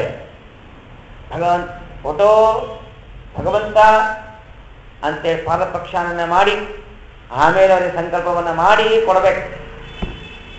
ಬ್ರಾಹ್ಮಣ ಮನೆಗೆ ಬಂದಿದ್ದಾನಲ್ಲ, ಒಳ್ಳೆ ಜ್ಞಾನವಂತ ಪ್ರಹ್ಲಾದರಾಜನ ಮೊಮ್ಮಗ, ಕೇಳಬೇಕಾ? ಇನ್ನೊಬ್ಬ ಪಾದ ಪ್ರಕ್ಷಾಳನೆ ಮಾಡಿದ. ಮುಂದಿನ ತಿಂಗಳು ಕೇಳ್ತೀರಿ, ಆಶ್ವೀಜ ಮಾಸದಲ್ಲಿ ಆಕಾಶರಾಜ ಶ್ರೀನಿವಾಸ ದೇವರು ಸಾಕ್ಷಾತ್ ಭಗವಂತ ಅಲ್ಲಿ ಬಂಗಾರದ ತಟ್ಟೆಯನ್ನು ಇಟ್ಟ, ಸ್ವಾಮಿ ಪುಷ್ಕರಣ್ಯಾದ ಸಕಲ ತೀರ್ಥಗಳಿಂದ ತಂದ ಕಲಶೋದಕವಾದ ಜಲವನ್ನು ತೆಗೆದುಕೊಂಡು ಭಗವಂತನ ಪಾದವನ್ನ ಮುಟ್ಟಿ ಸ್ಪರ್ಶ ಮಾಡಿ ಆ ಜಲವನ್ನು ತಾನು ಪ್ರೋಕ್ಷಣೆ ಮಾಡಿಕೊಂಡು ತನ್ನ ಕುಟುಂಬದವರಿಗೆಲ್ಲರಿಗೂ ಪ್ರೋಕ್ಷಣೆಯನ್ನ ಮಾಡಿ ಅದ್ಯಮೇ ಸಫಲಂ ಜನ್ಮ ಜೀವಿತಂ ಸತು ಜೀವಿತಂ ಅತ್ಯನ ಪಿತರತೃಪ್ತಾ ಕುಲಂ ಪಾಮರತಾಂ ಗತಂ ಅಂತ ಹೇಳಿದಾಗೆ ಇವತ್ತಿಗೆ ನಾನು ನನ್ನ ಜನ್ಮ ಸಾರ್ಥಕವಾಯಿತು ಅಂತ ಆಕಾಶರಾಜ ಭಗವಂತನ ಪಾದವನ್ನ ಪ್ರಕ್ಷಾಳನೆ ಮಾಡಿದನಲ್ಲ. ವ್ಯತ್ಯಾಸ ಏನು? ಬ್ರಹ್ಮದೇವರು ಮಾಡಬೇಕು, ಆಕಾಶರಾಜ ಮಾಡಬೇಕು ಅಂದ್ರೆ ಅವರವರ ಯೋಗ್ಯತೆ. ಬ್ರಹ್ಮದೇವರು ಮಾಡುವಾಗ ಅನುಸಂಧಾನಗಳೇ ಬೇರೆ, ಆಕಾಶರಾಜ ಮಾಡಿದ್ದೇ ಬೇರೆ. ಹೀಗಾಗಿ ಕೆಲವರಿಗೆ ಮಾತ್ರ ಭಗವಂತನ ತನ್ನ ಸಾಕ್ಷಾತ್ ಪಾದ ಸ್ಪರ್ಶಗಳನ್ನ ಮಾಡಿಸಿ ಈ ಒಂದು ದೊಡ್ಡದಾದ ಪುಣ್ಯವನ್ನು ಕೊಟ್ಟಿದ್ದಾನಲ್ಲ. ದಾಸರೆಲ್ಲರೂ ಕೂಡ ಅವನ ಪಾದವನ್ನೇ ಕೊಂಡಾಡ್ತಾರೆ. ಎಂಥ ಪಾವನ ಪಾದವೋ ರಂಗಯ್ಯ, ನೀನೆಂಥ ಅದ್ಭುತವಾದ ಪಾದ ಅಂತ ಪಾದವನ್ನ ಕೊಂಡಾಡ್ತಾ ಇದ್ದಾನೆ. ಆ ಪಾದದ ಚಿಹ್ನೆಗಳನ್ನ ಕಂಡ ಅಕ್ರೂರ ತನ್ನ ಹೆಜ್ಜೆಗಳನ್ನೇ ಇಡೋದು ಬೇಡ. ನೋಡ್ರಿ, ಆ ವೃಂದಾವನ, ಆ ಗೋಕುಲಗಳಲ್ಲಿ ಎಷ್ಟು ಸಾವಿರಾರು ಜನ ಓಡಾಡಿದ್ದಾರೆ. ಆ ಹೆಜ್ಜೆಗಳು ಅಕ್ರೂರನಿಗೆ ಕಾಣಲಿಲ್ಲ. ಅವನಿಗೆ ಕಂಡದ್ದು ಕೃಷ್ಣನ ಪಾದದ ಚಿಹ್ನೆಗಳು. ನಾವು ಇವತ್ತು ಮಲ್ಕಡಕ್ಕೆ ಹೋಗ್ತೀವಿ, ಮಂತ್ರಾಲಯಕ್ಕೆ ಹೋಗ್ತೀವಿ, ಹೊರಗೊತ್ತು ಮತ್ತೆ ಹೋಗ್ತೀವಿ, ವಾದರಾಜ ಹತ್ರ ಹೋಗ್ತೀವಿ, ಅವರೆಲ್ಲ ಓಡಾಡಿದ್ದಾರೆ ಗೊತ್ತು ನಮಗೆ. ಆಗ ಅವ್ರ ಪಾದ ಚಿಹ್ನೆ ನಮಗೇನು ಒಂದು ದಿವಸ ಕಾಣಲಿಲ್ಲ. ಆನಂದದಿಂದ ನಾವು ಅದನ್ನು ತಿಳ್ಕೊಂಡೇ ಹೋಗ್ತಿರ್ತೀವಿ. ಅದಕ್ಕೆ ಹೇಳೋರು ಜ್ಞಾನಿಗಳು, ಯಾವುದೇ ಆ ಕ್ಷೇತ್ರವನ್ನ ನೀನು ಪ್ರವೇಶ ಮಾಡೋ ಮೊದಲಿಗೆ ನಮಸ್ಕಾರ ಮಾಡುವಂತಂದ್ರು. ಒಳಗೆ ಹೋಗ್ಬೇಕಾದ್ರೆ ನಮಸ್ಕಾರ ಮಾಡು. ಯಾಕೆ? ನಮ್ಮ ಈ ಪಾದಗಳಿಂದ ನಿಮ್ಮಂತ ಜ್ಞಾನಿಗಳು ಓಡಾಡಿರುವಂತಹ ಆ ಕ್ಷೇತ್ರದಲ್ಲಿ ಓಡಾಡಿದ್ದೀರಾ. ನಿಮ್ಮ ಆ ಪಾದದ ದಿವ್ಯವಾದ ಚಿಹ್ನೆಗಳ ಮೇಲೆ ನಮ್ಮ ಪಾದವನ್ನು ಇಟ್ಟು, ಕೆಟ್ಟದಾದ ಈ ಪಾದವನ್ನು ಇಟ್ಟು ತುಳಿತೇವಲ್ಲ, ಕ್ಷಮಿಸಿ. ನಿಮ್ಮ ಮೊಮ್ಮಗ ಅಂತ ತಿಳ್ಕೊಳ್ಳಿ, ಮಗ ಅಂತ ತಿಳ್ಕೊಳ್ಳಿ. ಮಕ್ಕಳು ಆಟ ಆಡುವಾಗ ತಾಯಿ ತಂದೆ ಎತ್ಕೊಂಡಿರುವಾಗ ಒದಿತಾರಲ್ಲ, ಅದನ್ನ ಒದ್ರು ಅಂತ ಯಾರನ್ನಲ್ಲ. ಕೂಸು ಎತ್ಕೊಂಡಾಗ ಒದ್ದದ್ದನ್ನ ಅಪ್ಪ ಅಮ್ಮ ಸಂತೋಷ ಪಡ್ತಾರೆ. ಅದೇ ದೊಡ್ಡವರಾದಲ್ಲಿ ಹೋದ್ರೆ ವ್ಯಥೆ ಕೊಡ್ತಾರೆ. ನೋಡಿ, ಎಷ್ಟು ದೇವರು ಎಷ್ಟು ಆಟ ಇಟ್ಟಿದ್ದಾನೆ. ಕೂಸನೆತ್ಕೊಂಡಾಗ ಒದ್ದಾಗ ಆನಂದ ಪಟ್ಟ ತಂದೆ ತಾಯಿಗಳು ಸ್ವಲ್ಪ ದೊಡ್ಡವರಾದ ಮೇಲೆ ಒದ್ದು ಬಿಟ್ರೆ ಸಿಕ್ ಮಾಡ್ಕೊಂಡ್ಬಿಟ್ರು. ಇದೇ ಭಗವಂತನ ವ್ಯಾಪಾರ, ಇದೇ ಅವನು ಹಾಕುವ ಅಭಿಮಾನ. ಇದೇ ಅವನು ಕೊಡುವಂತಹ ಆನಂದ, ಇದೇ ಅವನು ಕೊಡತಕ್ಕಂತಹ ದುಃಖ. ಆವಾಗ ನಮ್ಮ ಮಗು ಅಂತ ನಮಗೆ ಅಭಿಮಾನ ಹೊರಟೋಗಿರ್ತದೆ. ದೊಡ್ಡವನಾದಂಗೆ ಅವನೊಂದು ಜೀವ, ಅವನ ಸಾಧನೆ ಅವನದು, ನಮ್ಮ ಸಾಧನೆ ನಮ್ದು ಅಂತ ಭಾವನೆ ಬಂದ್ಬಿಟ್ಟಿರ್ತದೆ. ಕೂಸಲ್ಲ ಇದು, ಅರಿವು ಇರದೇ ಇರುವ ವಯಸ್ಸಲ್ಲ ಅಂತ ನಮಗೆ ಗೊತ್ತಾಗಿರ್ತದೆ. ಹಾಗಾಗಿ ಅವನು ಒದ್ದಾಗ ನಮಗೆ ಬೇಜಾರಾಗತ್ತೆ. ಅದಕ್ಕೆ ಆ ಎಲ್ಲ ಅವಸ್ಥೆಗಳನ್ನ ಮೀರಿ ನಾವು ನಮ್ಮ ಭಕ್ತಿಯ ಪರಾಕಾಷ್ಠತೆಯನ್ನ ಭಗವಂತನ ಪಾದಗಳನ್ನ ಆಶ್ರಯಿಸಿ, ಈ ಪಾದವೇ ನಮಗೆ ಗತಿ, ಜ್ಞಾನವನ್ನು ಕೊಡತಕ್ಕಂತಹ ಪಾದ, ಒಂದು ಆನಂದದ ಪಾದ, ಇನ್ನೊಂದು ಜ್ಞಾನದ ಪಾದ. ಭಗವಂತ ನನಗೆ ಆನಂದವನ್ನು ಕೊಟ್ಟು ಬಿಡು, ನನಗೆ ಜ್ಞಾನವನ್ನು ಕೊಡು. ಈ ಸುತ, ಈ ಮಡದಿ, ಈ ಪರಿವಾರ ಇವರು ಯಾರು ಶಾಶ್ವತರಲ್ಲ, ನಿನ್ನ ಪಾದ ಒಂದೇ ಶಾಶ್ವತ. ಆ ಪಾದವನ್ನ ನಂಬಿದವರಿಗೆ ನೀ ಎಂದೂ ಕೈ ಬಿಡೋದಿಲ್ಲ ಅಂತ ನಮಗೆ ಗೊತ್ತು. ಅದಕ್ಕೋಸ್ಕರವಾಗಿ ನಿನ್ನ ಪಾದವನ್ನ ಆಶ್ರಯಿಸ್ತಾ ಇದ್ದೇನೆ, ನನಗೆ ಅನುಗ್ರಹವನ್ನ ಮಾಡು. ವಿಷ್ಣು ತೀರ್ಥರು ಭಾಗವತ ಸಾರೋದ್ಧಾರದನ್ನ ಒಂದು ಪ್ರಸಂಗದಲ್ಲಿ ತೆಗೆದುಕೊಳ್ತಾರೆ. ದೇವತೆಗಳು ಅಸುರರು ಇಬ್ಬರೂ ಕೂಡ ಏವಂ ಸುರಾಸುರಗಣ ಸಮದೇಶ ಕಾಲ, ದೇವತೆಗಳು ಅಸುರರು ಅಮೃತವನ್ನು ಪ್ರಾಶನ ಮಾಡುವುದಕ್ಕೋಸ್ಕರವಾಗಿ ಒಂದೇ ಕಾಲದಲ್ಲೇ ಮಥನ ಮಾಡಿದರು. ಈ ಕಡೆ ದೇವತೆಗಳು, ಈ ಕಡೆಗೆ ಅಸುರರು. ಇಬ್ರು ಉದ್ದೇಶವೂ ಒಂದೇ, ಅಮೃತಪಾನ. ಒಂದೇ ದೇಶ, ಒಂದೇ ಕಾಲ, ಉದ್ದೇಶವೂ ಒಂದೇ. ಆದರೆ ದೇವತೆಗಳಿಗೆ ಭಗವಂತ ಅಮೃತವನ್ನು ಉಣಿಸಿದ, ಅಸುರರಿಗೆ ಮದ್ಯಪಾನವನ್ನು ಕೊಟ್ಟ. ಯಾಕೆ ಹೀಗೆ ಮಾಡಿದ ಅಂದಾಗ ಭಾಗವತ ಆಚಾರ್ಯರು ಇಬ್ರು ಉತ್ತರ ಕೊಡ್ತಾರೆ. ಯತ್ಪಾದ ಕಂಜರಜ ಶ್ರೇಯನ್ನ ದೈತ್ಯ, ಭಗವಂತನ ಪಾದವನ್ನು ಆಶ್ರಯಿಸಿರ್ತಕ್ಕಂತಹ ದೇವತೆಗಳಿಗೆ ಅಮೃತ ಕೊಟ್ಟ, ಭಗವಂತನ ಪಾದವನ್ನು ಆಶ್ರಯಿಸದೇ ಇರತಕ್ಕಂತಹ ಅಸುರರಿಗೆ ಅಮೃತ ಸಿಗಲಿಲ್ಲ. ಹಾಗಾದ್ರೆ ದೇವರು ಪಾಲಿಟಿಕ್ಸ್ ಮಾಡ್ತಾನ? ಇಲ್ಲ. ಅವರ ಯೋಗ್ಯತೆಯಲ್ಲಿ ಚಿಕ್ಕವರು, ತಾರತಮ್ಯದಲ್ಲಿ ಚಿಕ್ಕವರು. ಅವರು ಆ ಪಾದವನ್ನ ಅಕಸ್ಮಾತ್ ಆಶ್ರಯಿಸಿದ್ದರು, ದೇವತೆಗಳಷ್ಟೇನು ಉತ್ತಮರು, ಅಸುರರಲ್ಲ.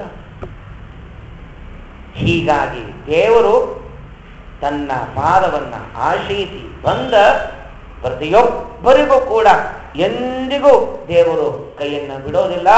ಅಂತಹ ಅದ್ಭುತವಾದ ಆ ಭಗವಂತನ ಪಾದದ ತಳಭಾಗವನ್ನ ಪಾತಾಳ ಲೋಕ ಆಶ್ರಯಿಸಿಕೊಂಡು ಇದೆ.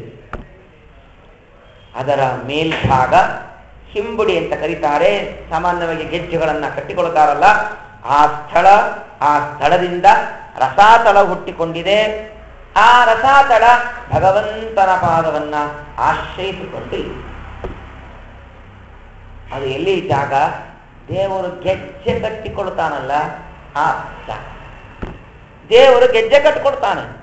ಯಾಕೆ ಅಂತಂದರೆ ದೇವರು ಕಟ್ಟಿಕೊಳ್ಳುವ ಗೆಜ್ಜೆ ಬೇರೆ ಯಾರೂ ಅಲ್ಲ, ಬ್ರಹ್ಮದೇವರು, ವಾಯುದೇವರು, ಸರಸ್ವತಿ ದೇವಿಯರು, ಭಾರತೀ ದೇವಿಯರು, ರುದ್ರದೇವರು.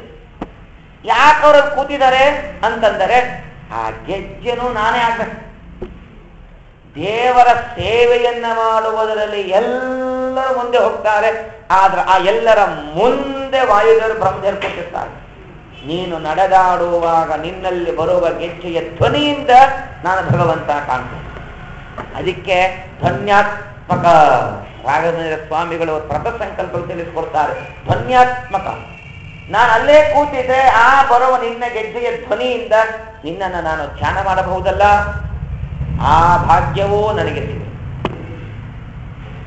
ಭಾಗವತದ ಪ್ರಥಮ ಸ್ಕಂದದಲ್ಲೇ ಬರ್ತದೆ. ಶೌನಕಾದಿಗಳಿಗೆ ಸುತಾಚಾರ್ಯರು ಉಪದೇಶ ಕೊಡುವಾಗ ಇತಿಹಾಸ ಹೇಳಿದ್ರು, ಪುರಾಣಗಳು ಹೇಳಿದ್ರು, ಧರ್ಮಗಳನ್ನು ಹೇಳಿದ್ರು, ಧರ್ಮಶಾಸ್ತ್ರವನ್ನು ಹೇಳಿದ್ರು. ಇಷ್ಟೆಲ್ಲ ಹೇಳಿದ್ದೇನೆಲ್ಲ ಮತ್ತಿನ್ನೇನೋ ಅನ್ನೋಷ್ಟರೊಳಗೆ ಶೌನಕಾದಿಗಳು ಹೇಳ್ಬಿಟ್ರು, ನೀವಿಷ್ಟೆಲ್ಲ ಹೇಳಿದ್ದೀನಲ್ಲಪ್ಪ ಮತ್ತಿನ್ನೇ ಅಂತ ಕೇಳಬೇಡ್ರಿ. ವಯಂತನ ವಿತೃಪ್ತಾತ್ಮ ಉತ್ತಮ ಶ್ಲೋಕ ವಿಕ್ರಮೈಹಿ. ಭಗವಂತನ ಕಥೆಯನ್ನ ಕೇಳೋದ್ರೊಳಗೆ ನಮ್ಗೆ ಇನ್ನೂ ತೃಪ್ತಿ ಇಲ್ಲ, ಇನ್ನೂ ಬೇಕನ್ನಿಸ್ತಾನೆ ಇದೆ.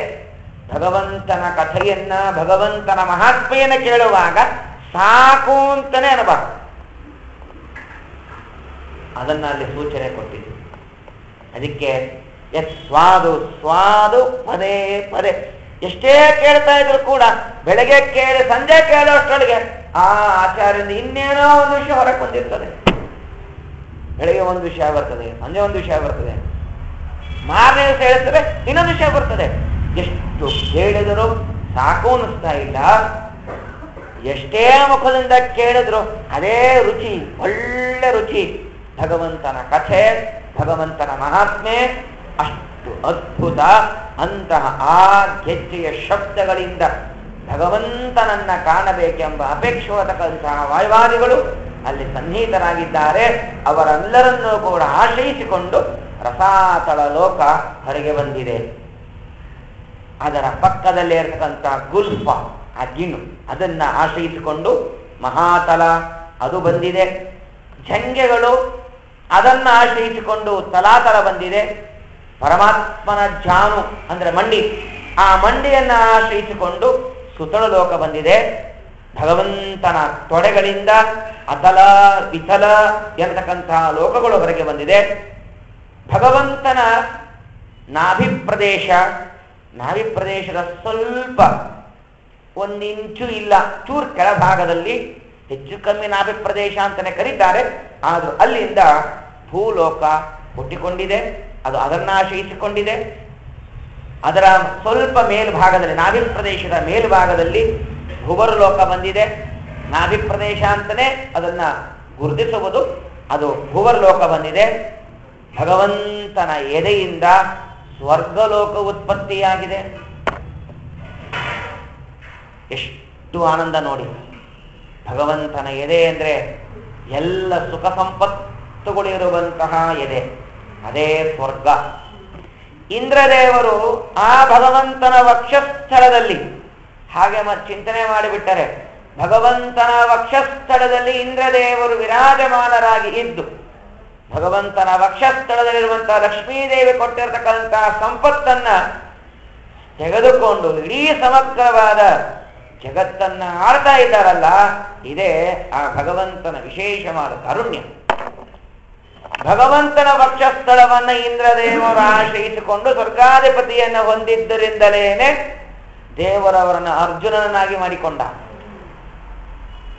ಗೀತೋಪದೇಶ ಕೊಟ್ಟ, ಜಯಶೀಲನನ್ನಾಗಿ ಮಾಡಿದ, ಟೀಕಾಕೃತ್ಪಾದರನ್ನಾಗಿ ಮಾಡಿದ. ಆ ಅಮೃತ, ಈ ಅಮೃತ, ಈ ಜಯ ಎಲ್ಲವನ್ನು ನೀನೇ ಇಟ್ಕೋ. ಯಾಕೆ? ನನ್ನ ಎದೆಯನ್ನು ನೀನು ಆಶ್ರಯಿಸಿದೆಯಲ್ಲ. ತುಂಬಾ ಜನ ಹೇಳ್ತಿರ್ತಾರೆ ನಮ್ಮ ಮಾತಲ್ಲಿ, ನನ್ನ ಮನಸ್ಸು ಗೆದ್ಬಿಟ್ರಿ ನೀವು, ನಿಮ್ಗೆಲ್ಲ ನಾ ಮಾಡ್ತೀನಿ. ಆ ಮನಸ್ಸು ಎಲ್ಲಿದೆ? ಎದೆಯಲ್ಲಿ ಇದೆ, ವಕ್ಷಸ್ಥಳದಲ್ಲಿ.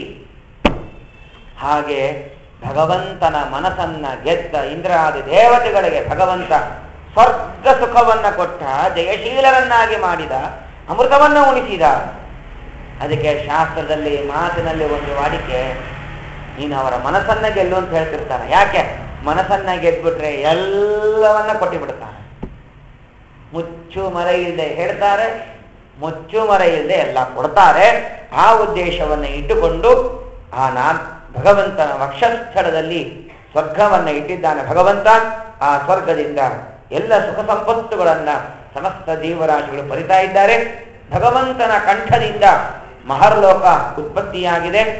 ಅಲ್ಲಿ ಅನೇಕ ಜೀವರಾಶಿಗಳು ಮಹರ್ಲೋಕದಲ್ಲಿ ಕೂತು ಚೆನ್ನಾಗಿ ಭಗವಂತನ ಸ್ತೋತ್ರವನ್ನು ಮಾಡ್ತಾರಂತೆ. ಯಾಕೆ ಅಂದ್ರೆ ಅದು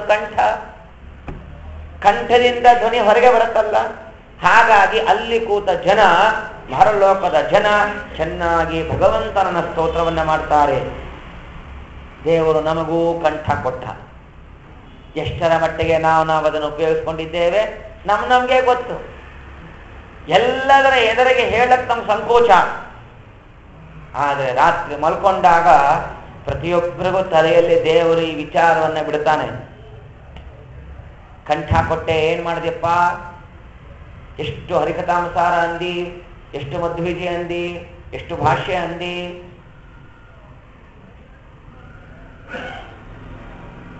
ಇವೆಲ್ಲ ದೇವರು ಕಂಠ ಕೊಟ್ಟ.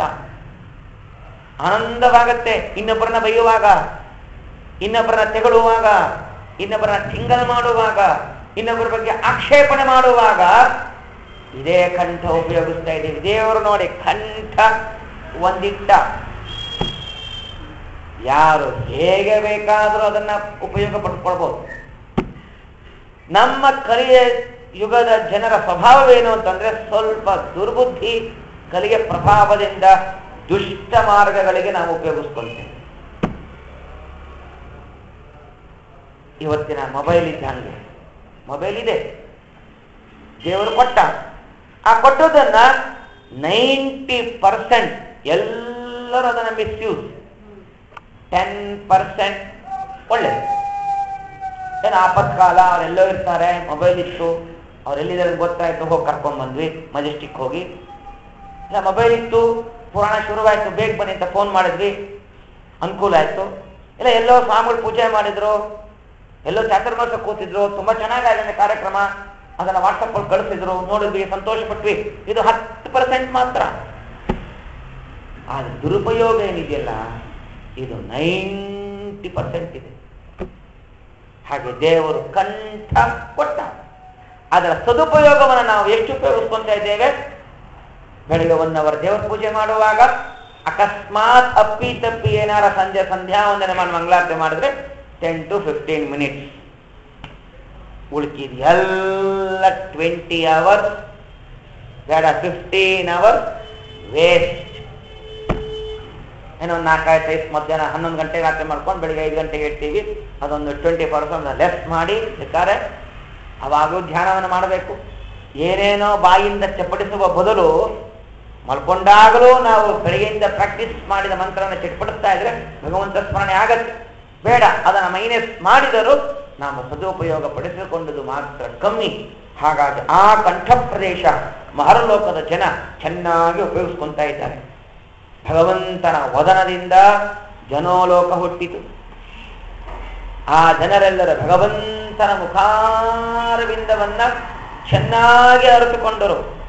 ಅವನ ಮುಗುಳ್ನೆಗೆ ಅವನ ಅದ್ಭುತವಾದ ಮಂದಸ್ಮಿತವಾದ ಮುಖ, ಸ್ವಚ್ಛ ಮುಖ, ತೆಳ್ಳಗಿದ್ದಾನೆ, ಹೀಡಿದ ಹುಬ್ಬು, ಒಳ್ಳೆ ಕೇಶಪುಂಜ, ಚಂಪಾದ ತುಟಿಗಳು, ತೆಳ್ಳಗಿನ ಹಲ್ಲು, ಜಾಸ್ತಿ ಹುಚ್ಚುಚ್ಚಾರಣೆಗಲ್ಲ, ಲಾರ್ಡ್ ಲಾಫ್, ಜೋರಾಗಿ ನಗುವುದು ಅಲ್ಪಜ್ಞನ ಬುದ್ಧಿಯನ್ನ ತೋರಿಸ್ತದಂತೆ. ಜೋರಾಗಿ ನಗಬಾರ್ದು. ತುಂಬಾ ಜನ ಹೇಳ್ತಿರ್ತಾರೆ, ತುಂಬಾ ಸಂತೋಷ ಆಯ್ತು ಜೋರಾಗಿ ನಗ್ಬಿಟ್ಟೆ ಅಂದ್ರೆ ವಿಕೆಟ್ ಮೈಂಡ್, ಅಲ್ಪಜ್ಞಾನವನ್ನ ತೋರಿಸೋದಂತೆ. ಜೋರಾಗಿ ನಗಬಾರ್ದಂತೆ. ಆ ಜೋರಾಗಿ ನಕ್ಕಿದ್ರೆ ಏನಾಗತ್ತೆ? ಇನ್ನೊಬ್ಬರಿಗೆ ಅದು ಇರಿಟೇಟ್ ಆಗತ್ತೆ. ಅದೇ ಮಹಾಭಾರತ. ಸಾಮಾನ್ಯವಾಗಿ ನಾವೆಲ್ಲ ಏನ್ ತಿಳ್ಕೊಂಡ್ಬಿಟ್ಟಿದೆ, ದ್ರೌಪದಿ ದೇವರು ಜೋರ ನಕ್ಬಿಟ್ರು, ದುರ್ಯೋಧನ ಬಿದ್ದಾಗ ಒಂದು ಹೆಣ್ಣು ಇಟ್ಕೊಂಡು ಯುದ್ಧ ಪ್ರಾರಂಭವಾಯಿತು ಕೇಳ್ತೇವೆ. ಆದರೆ ಶ್ರೀಮದಾಚಾರ್ಯರು ತಾತ್ಪರ್ಯದಲ್ಲಿ ನಿರ್ಣಯವನ್ನು ಕೊಡ್ತಾರೆ, ಮೊದಲು ನಕ್ಕಿದ್ದು ದ್ರೌಪದಿ ಅಲ್ಲ, ದುರ್ಯೋಧನ ಬಿದ್ದ. ಪಾಂಡವರು ಕೆಟ್ಟವರಲ್ಲ, ಒಬ್ರು ಬಿದ್ದಾಗ ನಗುವಷ್ಟು ಅವರಲ್ಲಿ ಅಸಭ್ಯ ವರ್ತನೆಯಾಗಲಿ, ಅಷ್ಟು ಥರ್ಡ್ ಕ್ಲಾಸ್ ಮೈಂಡ್ ಆಗಲಿ ಪಾಂಡವರಿಗಿಲ್ಲ. ಮತ್ ನಕ್ರೆ ಯಾಕೆ? ಯಾರು ನಕ್ಕೋದ್ರು? ಸಜ್ಜನರ ಲಕ್ಷಣನ ಯಾರು ಬಿದ್ರೆ ನಗೋದು ಅಲ್ಲ. ಪಾಂಡವರು ಸಜ್ಜನರು ಹೌದು ಇಲ್ಲ? ಹೌದು. ಮತ್ತೆ ಯಾಕೆ ನಕ್ಕೋದು? ಅದೇ ಕೃಷ್ಣ. ದುರ್ಯೋಧನ ಬಿದ್ದಾಗ ಕೃಷ್ಣ ಭೀಮಸೇನ ದೇವರಿಗೆ ಸಂಜ್ಞೆ ಮಾಡಿದಂತೆ, ನೋಡು ಬಿದ್ದ ನಗು. ದೇವರು ಹೇಳಿದ್ರೆ ಭೀಮಸೇನ ದೇವರು ಜೋರ ನಕ್ಬಿಟ್ರು. ಯಾಕೆ? ಅವ್ರು ಬಂದಿರೋದೇ ದುರ್ಯೋಧನ ಸಂಹಾರ ಮಾಡಕ್ಕೆ. ಈ ಅವಕಾಶ ತಪ್ಪುದ್ರೆ ನಾವು ತಪ್ಪು ಹಿಡಿಬೇಕಲ್ಲ, ಯುದ್ಧ ಆಗ್ಬೇಕಲ್ಲ. ಕೃಷ್ಣ ಭೂಭಾರಣ ಮಾಡಕ್ ಬಂದಿದ್ದಾನವ, ದುರ್ಯೋಧನ ಸಂಹಾರ ಮಾಡ್ಬೇಕು. ದುರ್ಯೋಧನ ಸಂಹಾರ ಮಾಡ್ಬೇಕಾದ್ರೆ ಅವನು ಸಿಟ್ಟಿಗೆ ಬರ್ಬೇಕು. ಅವನು ಸಿಟ್ಟಿಗೆ ಬರ್ಬೇಕಾದ್ರೆ ಇವ್ರು ನಗಬೇಕು. ಅದಕ್ಕೆ ಮೊದಲು ಭೀಮಸೇನ ದೇವರು ಕೃಷ್ಣ ಹೇಳಿದ ಜೋರ ನಕ್. ಯಾವಾಗ ಭೀಮ ನಕ್ಕದ, ಭೀಮನ ಅನುಚರಣಿ ದ್ರೌಪದಿ ದೇವಿಯರು ಅವ್ರು ನಕ್ಕದ್ರು. ತನ್ನ ಗಂಡ ನಗ್ತಾ ಇದ್ಮೇಲೆ ನಗಬೇಕು. ನೋಡಿ ಎಷ್ಟು ಶಾಸ್ತ್ರ ಹೇಳ್ಕೊಡ್ತದೆ. ಗಂಡ ಸಂತೋಷ ಪಟ್ಟಾಗ ಹೆಂಡತಿ ಸಂತೋಷ ಪಡಬೇಕು, ಗಂಡ ದುಃಖ ಪಟ್ಟಾಗ ಹೆಂಡತಿ ದುಃಖ ಪಡಬೇಕು. ಇದೇ ಪತಿವ್ರತ ಸ್ತ್ರೀಯರ ಧರ್ಮ. ದ್ರೌಪದಿಯವರು ತೋರಿಸ್ಕೊಟ್ರು, ನನ್ನ ಗಂಡ ನಗ್ತಾ ಇದ್ದಾನೆ ಭೀಮ ಅಂತ ನಾನು ಆಗ್ಬೇಕು, ನಗ್ಬಿಟ್ಟು. ದುರ್ಯೋಧನಿಗೆ ಭೀಮಸೇನ್ ದೇವರು ನಗ್ಸೋದಕ್ಕಷ್ಟು ಸಮಸ್ಯೆ ಆಗ್ತಿರ್ಲಿಲ್ಲ, ಗದ ತಗೊಂಡಿದ್ದಕ್ಕೆ ಬರೋರು. ಆದ್ರೆ ದ್ರೌಪದಿ ದೇವರು ನಕ್ಬಿಟ್ರಲ್ಲ, ಒಂದು ಹೆಣ್ಣು ನನ್ನನ್ನು ನೋಡಕ್ ಬಿಟ್ಟಲ್ಲ, ಅವನಿಗೆ ಸ್ವಾಭಿಮಾನ ಕಟ್ಟಿ ಬಂತು. ದೇವ್ರಿಗೆ ಅದು ಬೇಕಾಗಿ ದೇವರು ಬೇಕಂತ ಮಾಡಿಸಿದ. ಯಾಕೆ? ಅವನು ಉಪಟಳವನ್ನ ಮಾಡ್ತಾ ಇದ್ದಾನೆ, ಭೂಮಿಯ ಭಾರವನ್ನ ಹೆಚ್ಚಿಸ್ತಾ ಇದ್ದಾನೆ, ದುಷ್ಟರ ಭಾರ ಹೆಚ್ಚಾಗಿದೆ. ಅದನ್ನು ಸಂಹಾರ ಮಾಡುವುದಕ್ಕೋಸ್ಕರವಾಗಿ ದೇವರು ಏನ್ ಮಾಡಿಬಿಟ್ಟ? ಈ ಒಂದು ವ್ಯವಹಾರವನ್ನು ಮಾಡಿಬಿಟ್ಟ. ದೇವರು ಯಾಕೆ ಮಾಡಿದ?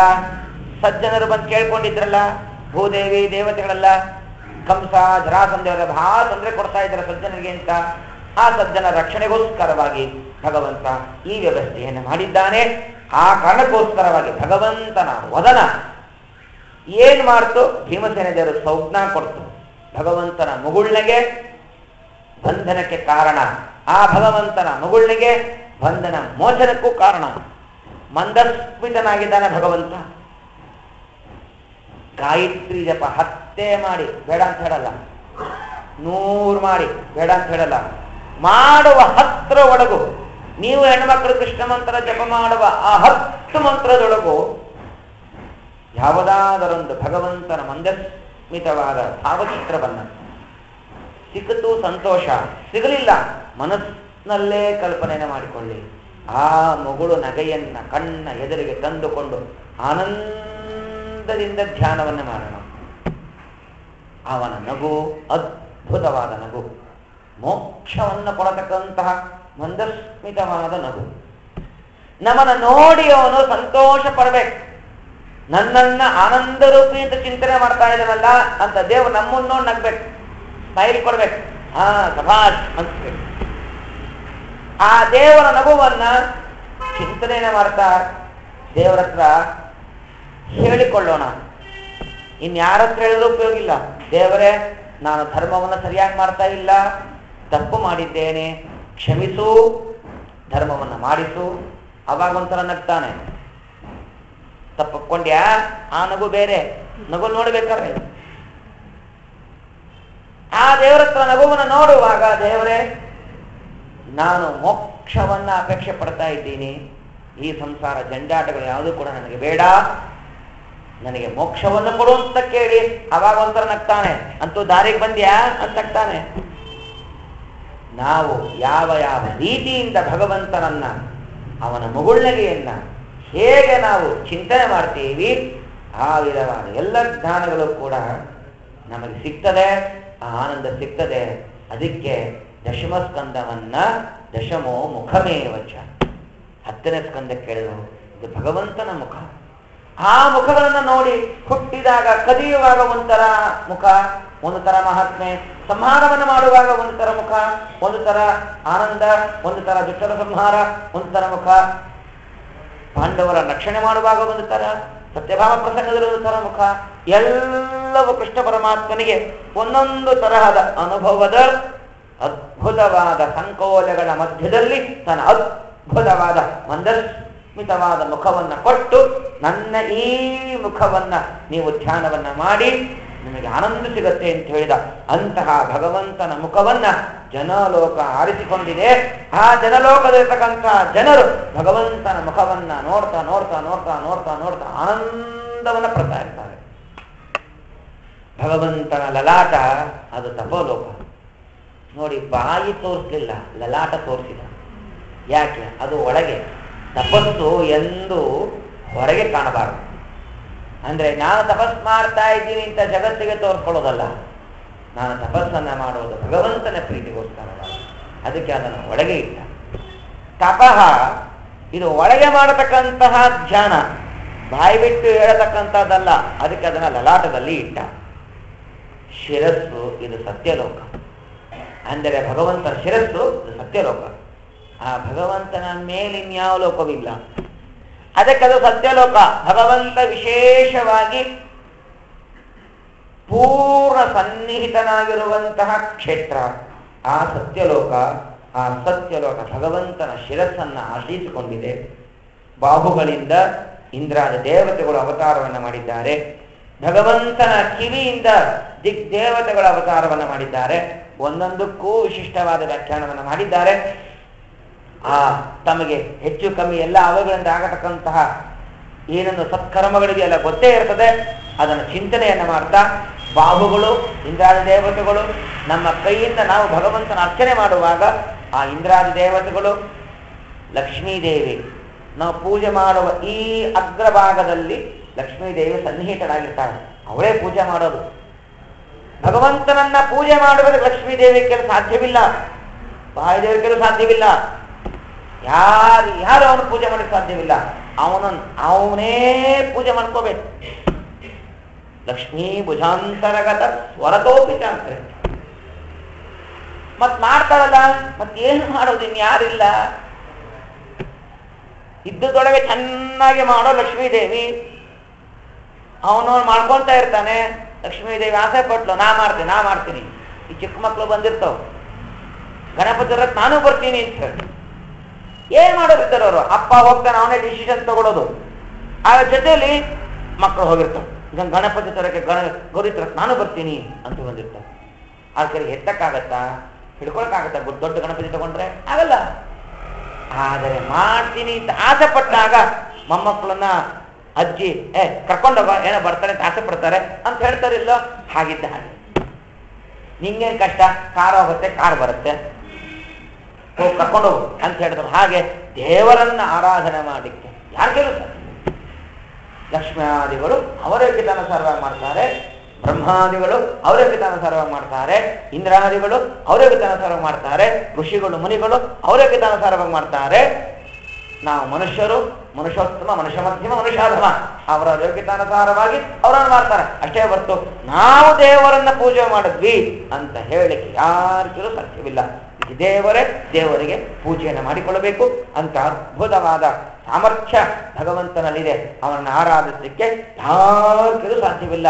ಪೂರ್ಣವಾಗಿ ತಿಳಿದುಕೊಂಡು ಅಂತ ಭಗವಂತನನ್ನ ಭಾವುಗಳನ್ನ ಇಂದ್ರಾದಿ ದೇವತೆಗಳು, ಕಿವಿಯಿಂದ ದಿಗ್ದೇವತೆಗಳು, ನಾಸಿಕದಿಂದ ಅಶ್ವಿನಿ ದೇವತೆಗಳು, ಘ್ರಾಣದಿಂದ ಗಂಧ, ಮುಖದಿಂದ ಅಗ್ನಿ ಅವತಾರವನ್ನು ಮಾಡಿದ್ದಾನೆ. ಕಣ್ಣುಗಳಿಂದ ದ್ಯುಲೋಕ, ಚಕ್ಷುರೇಂದ್ರಿಯ, ಕಣ್ಣು ಬೇರೆ, ಕಣ್ಣಿನ ಒಳಗಿರುವ ಇಂದ್ರಿಯಗಳು ಚಕ್ಷುರೇಂದ್ರಿಯ ಅದು ಬೇರೆ. ಅದರಿಂದ ಸೂರ್ಯ, ಕಣ್ಣಿನ ರೆಪ್ಪೆಗಳೇ ಭಗವಂತನ ಕಣ್ಣಿನ ರೆಪ್ಪೆಗಳೇ ಹಗಲು ರಾತ್ರಿ. ಬ್ರಹ್ಮದೇವರ 100 ವರ್ಷ ಆಗವರು ಕಣ್ಣಿನ ಬಿಟ್ಕೊಂಡಿರ್ತಾನೆ, ಅಳಗಾಡಿಸೋದೇ ಇಲ್ಲ ಅವನು. ಬ್ರಹ್ಮದೇವರ 100 ವರ್ಷ ಆದ್ರೆ ಸುಮ್ಮನೆ ಒಂದು ಸ್ವಲ್ಪ ಅರ್ಧ ಹಿಂಗ್ ಮುಚ್ತಾನೆ. ಪೂರ್ತಿ ಮುಚ್ಚಬೇಕಾಗಿತ್ತಲ್ಲ, ಮುಚ್ಚಲ್ಲ ಅವನು. ಯಾಕೆ ಮುಚ್ಚಲ್ಲ? ಅವನು ನಿದ್ದೆನೇ ಇಲ್ಲ. ಮತ್ ಯಾಕೆ ಅರ್ಧಂಬರ್ಧ ಮುಚ್ಚಿದ ಅಂತಂದ್ರೆ ಬ್ರಹ್ಮದೇವರ ರಾತ್ರಿ ಆಯ್ತು, ಅವರು ಮೋಕ್ಷ ಕಳಿಸ್ಬೇಕು. ಅದು ಸಲುವಾಗಿ ದೇವರು ಹಗಲು ಕಣ್ಣು ರೆಪ್ಪೆಗಳನ್ನು ತೆಕ್ಕೊಂಡಿದ್ದಾಗ ರೆಪ್ಪೆಗಳನ್ನು ಅರ್ಧಂಬರ್ಧ ಮುಚ್ತಾನೆ, ಅದೇ ರಾತ್ರಿ. ಅವೆಲ್ಲ ಹುಟ್ಟಿತು ಅಲ್ಲಿಂದ. ದೇವರು ತನ್ನ ಭ್ರೂ ಹುಬ್ಬು ಅದನ್ನ ಒಂದು ಸಲ ಹಿಂಗ ಆಡಿಸ್ತಾನ. ಆಡಿಸಿದರೆ ಸತ್ಯಲೋಕ, ಎಲ್ಲ ಲೋಕಗಳು, ಅದರ ಜೊತೆಗೆ ಬ್ರಹ್ಮಾದಿ ಸಮಸ್ತ ದೇವತೆಗಳು ಎಷ್ಟೋ ಜನ ಆಗಿ ಹೊರಟೋಗ್ತಾರೆ. ಭ್ರೂಹಂಗಂ ಪಾರಮೇಶ್ಯಾದಿ ಪದದಾದಿ ವಿಮುಕ್ತಿದಂ, ಅದೆಲ್ಲರೂ ಮೋಕ್ಷವನ್ನು ಕೊಟ್ಬಿಡ್ತಾನ. ನಮ್ಮ ಹಣಿಬಾರ ಎಷ್ಟು ಸಲ ಬೇಕಾದ್ರೂ ಹುಬ್ಬನ್ನು ಅಲ್ಲಾಡುತ್ತಾರೆ, ಏನೇನೇನೇನೇನೇನಾಗೋದಿಲ್ಲ. ಏನಾಗೋದಲ್ಲ. ನಮ್ಮ ಮನೆಯಾಗ ನಮ್ಮ ಮಕ್ಕಳು ಹೆದರ್ಕೊಳ್ಳಲ್ಲ. ಹೋಗ್ಬೇಕೆಂದ್ರೆ ಹೆದರ್ಕೋಬೇಕು. ವಾಸ್ತವಿಕವಾಗಿ ಅಂತ ಸ್ವಲ್ಪ ಹುಬ್ಬನ್ನ ಮೇಲೆತ್ತಿದ್ರೆ ನಮ್ಮ ಎದುರಿಗಿರ್ತಕ್ಕಂಥ ಮಕ್ಕಳು ಹೆದರ್ಕೋಬೇಕು. ಈಗ ಉಲ್ಟಾ ಅವ್ರು ಹುಬ್ಬು ಹೆದರ್ತಾರೆ, ಹೆದರ್ತಾರೆ, ನಾವೇ ಹೆದರ್ಕೋಬೇಕು. ಭ್ರೂಭಂಗಂ ಪಾರಮೇಷ್ಠ್ಯಾದಿ ಪದದಾದಿ ವಿಮುಕ್ತಿದಂ. ಆ ಭ್ರೂ ವಿಜೃಂಭಣೆಯಿಂದ ಸತ್ಯಲೋಕ ಅನ್ನತಕ್ಕಂಥದ್ದು ಹುಟ್ಟಿ ಅದನ್ನು ಆಶ್ರಯಿಸಿಕೊಂಡು ಅದರಲ್ಲಿ ಎಷ್ಟೋ ಜನ ಬ್ರಹ್ಮದೇವರು ಬಂದು ಹೋಗಿ ಮಾಡ್ತಾರಂತೆ. ಭಗವಂತನ ಜಿಹ್ವೆ ರಸನೇಂದ್ರಿಯ, ನಾಲಿಗೆ ಒಳಗಿರ್ತಕ್ಕಂಥ ರಸನೇಂದ್ರಿಯಗಳಿಂದ ಎಲ್ಲಾ ರಸಗಳು ಹುಟ್ಟಿದೆ. ಹೀಗಾಗಿ ಎಲ್ಲಾ ರಸಗಳು ನಾಲಿಗೆಯನ್ನು ಆಶ್ರಯಿಸಿಕೊಂಡಿದೆ. ನಾಲಿಗೆ ಒಳಗೆ ಎಷ್ಟು ವಿಚಿತ್ರ, ಕಲಸುವಾಗ ರುಚಿ ಗೊತ್ತಾಗಲ್ಲ. ಬಾಗಿಟ್ಕೊಂಡು ಆ ರಸನೇಂದ್ರಿಯಕ್ಕೆ ಹೋದಾಗ ಮಾತ್ರ ಹುಳಿ ಉಪ್ಪು ಖಾರ ಗೊತ್ತಾಗತ್ತೆ. ಒಳಗೆ ಹೋದ ತಕ್ಷಣ ಅದ್ರದ್ದೇನೋ ಅನುಭವ ನಮಗಿಲ್ಲ. ಅಷ್ಟು ಸಲುವಾಗಿ ಬೆಳಿಗ್ಗೆ ಬೇಗ ಎದ್ದು ತರಕಾರಿ ಹೆಚ್ಚಿಕೊಂಡು ಮಸಾಲೆಗಳು ಮಾಡಿಟ್ಕೊಂಡು ಅವರೇನು ಮಾಡಲ್ಲ ಇವರೇನು ಮಾಡಲ್ಲ ಅಂತ ಬೈತಾ ಅಡಿಗೆ ಮಾಡಿ ತಟ್ಟೆ ಹಾಕೊಂಡು ಅದನ್ನೇನೋ ದೇವ್ರ ನೈವೇದ್ಯ ಅಂತ ಮಾಡಿ ಅದಕ್ಕೊಂದಿಷ್ಟೆಲ್ಲ ಬಣ್ಣಗಳು ಕೂತ್ಕೊಂಡು ಅದಕ್ಕೆಲ್ಲ ಜೊತೆ ಕೂತ್ಕೊಂಡು ಎಲ್ಲ ಬಡಿಸ್ಕೊಂಡು ಊಟ ಮಾಡಿದ್ರೆ ಏನ್ ಸಿಗತ್ತೆ ಅಂದ್ರೆ ಆ ನ್ಯಾಯ ಟಚ್ ಆದಾಗ ಆ ರಸನೇಂದ್ರ ಟಚ್ ಆದಾಗ ಇದು ಹುಳಿ ಉಪ್ಪು ಖಾರ ಅಂತ ಗೊತ್ತಾ. ಅಷ್ಟಕ್ಕಿಷ್ಟೆಲ್ಲ ಭಾವನೆ. ಅಷ್ಟೊಳಗೆ ಜಗಳ. ಇವತ್ತು ಉಪ್ಪು ಸಾಲದು, ಇವತ್ತು ಒಗ್ಗರಣೆ ಸರಿಯಾಗಿ ಕೊಟ್ಟಿಲ್ಲ, ಅದು ಮಾಡಿಲ್ಲ ಇದು ಮಾಡಿಲ್ಲ, ಸಿಹಿ ಕಮ್ಮಿ ಇದೆ ಸಿಹಿ ಜಾಸ್ತಿ ಇದೆ. ಇಡೀ ಜಗತ್ತನ್ನು ಆಟ ಆಡ್ಬಿಟ್ಟ ಮಹಾನುಭಾವ. ಎಲ್ಲಾರು ಮಾಡುವುದು ಹೊಟ್ಟೆಗಾಗಿ. ಆ ಹೊಟ್ಟೆ ತುಂಬಿಸ್ಕೋಬೇಕಾದ್ರೆ ರುಚಿ ಬೇಕು. ಆ ರುಚಿಗೋಸ್ಕರವಾಗಿ ಮನುಷ್ಯ ಕೊತ್ತಂಬರಿ ಸೊಪ್ಪು ತರ್ತಾನೆ, ಕರಿಬೇವು ತರ್ತಾನೆ, ತರಕಾರಿ ತರ್ತಾನೆ, ಎಲ್ಲ ತರ್ತಾನೆ. ಅಲ್ಲಿ ಟಚ್ ಆಗತ್ತೆ. ಏನು ವಿಷಯ ಅಷ್ಟೊಳಗೆ ಏನ್ ಮಾಯ ಇಟ್ಟ ನೋಡಿ. ಅದ ಆ ರಸನೇಂದ್ರ ತಾಕಿದ ತಕ್ಷಣ ಇದು ಹುಳಿ ಉಪ್ಪು ಖಾರ 6 ರಸಗಳು ಅಲ್ಲಿ ಗೊತ್ತಾಗೋಗುತ್ತೆ. ಏನು 6 ಬಾಯಿ ಇಟ್ಟಪ್ಪ, ಇದು ಹುಳಿ ಬಾಯಿ, ಇದು ಸಿಹಿ ಬಾಯಿ, ಇದು ಖಾರದ ಬಾಯಿ. ಎಲ್ಲಾ ಬಾಯಿಗಳು ಹೆಣ್ಮಕ್ಳೆ ಹೆಸರು ಕೊಟ್ಬಿಟ್ಟ. ರಮಾಬಾಯಿ, ಕೃಷ್ಣಾಬಾಯಿ, ತುಂಗಾಬಾಯಿ ಎಲ್ಲ ಅಂತ.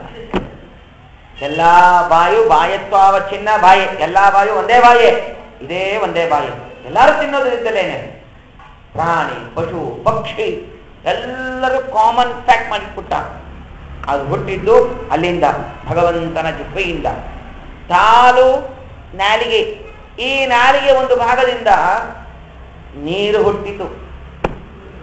ಜಲ, ಆ ನೀರು ಅದನ್ನು ಆಶ್ರಯಿಸಿಕೊಂಡಿದೆ. ಜಯಲಲಿತಾ ಹೇಳ್ಬೇಕು ನಾವು, ಭಗವಂತನ ನಾಲಿಗೆಯನ್ನು ಚಿಂತನೆ ಮಾಡು.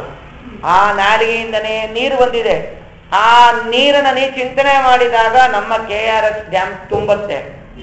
ಅವಾಗ ನಾವು ನಾಲಿಗೆ ತೆಗಿತೀವಿ. ಯಾವ್ದು ಕಟ್ಟೆದು ನಾಲಿಗೆ ನಾವು ತೆಗಿತೀವಿ, ಅವಾಗ ನಿಂಗೆ ನೀರು ಬರುತ್ತೆ. ಎಷ್ಟು ವಿಚಿತ್ರ. ಯಾಕಲ್ಲಿ ನೀರು ಉತ್ಪತ್ತಿ? ಇದೇ ದೇವರ ಮಾಯೆ. ನಮ್ಮ ನಾಲಿಗೆ ನಮ್ಮ ದೇಹದ ಒಳಗೆ ಎಲ್ಲ ಹುಟ್ಟತ್ತೆ. 1 ನಿಮಿಷ 2 ತುಟಿಯನ್ನ ಸ್ವಲ್ಪ ಮುಚ್ಚಿಕೊಂಡಿರಿ, ತನ್ನಷ್ಟಿಗೆ ತಾನೇ ಆ ನಾಲಿಗೆ ಒಳಗಿಂದ ನೀರು ಉತ್ಪತ್ತಿ ಆಗತ್ತೆ. ನಾವು ಅದನ್ನ ನುಂಗ್ಕೋತೀವಿ. ಅದನ್ನ ನಾವು ಇಂಜಿಲು ಅಂತೀವಿ, ಜಲ ಅಂತೀವಿ, ಏನೋ ಅಂತೀವಿ. ಅದೇ ದೇವರ ಮಾಯೆ. ಎಲ್ಲರಲ್ಲೂ ಇಟ್ಟನ ದೇವರು. ಅಂದರೆ ಅವನು ಬಿಂಬ, ನಾವು ಪ್ರತಿಬಿಂಬ ಅನ್ಲಿಕ್ಕೆ ಇನ್ನೇನೂ ಬೇಕಾಗಿಲ್ಲ. ಸಾಕ್ಷಿ ಪ್ರತ್ಯೇಕವಾಗಿ ಪ್ರಮಾಣ ಕೊಟ್ಟು ಸಾಧಿಸಬೇಕಾಗಿಲ್ಲ.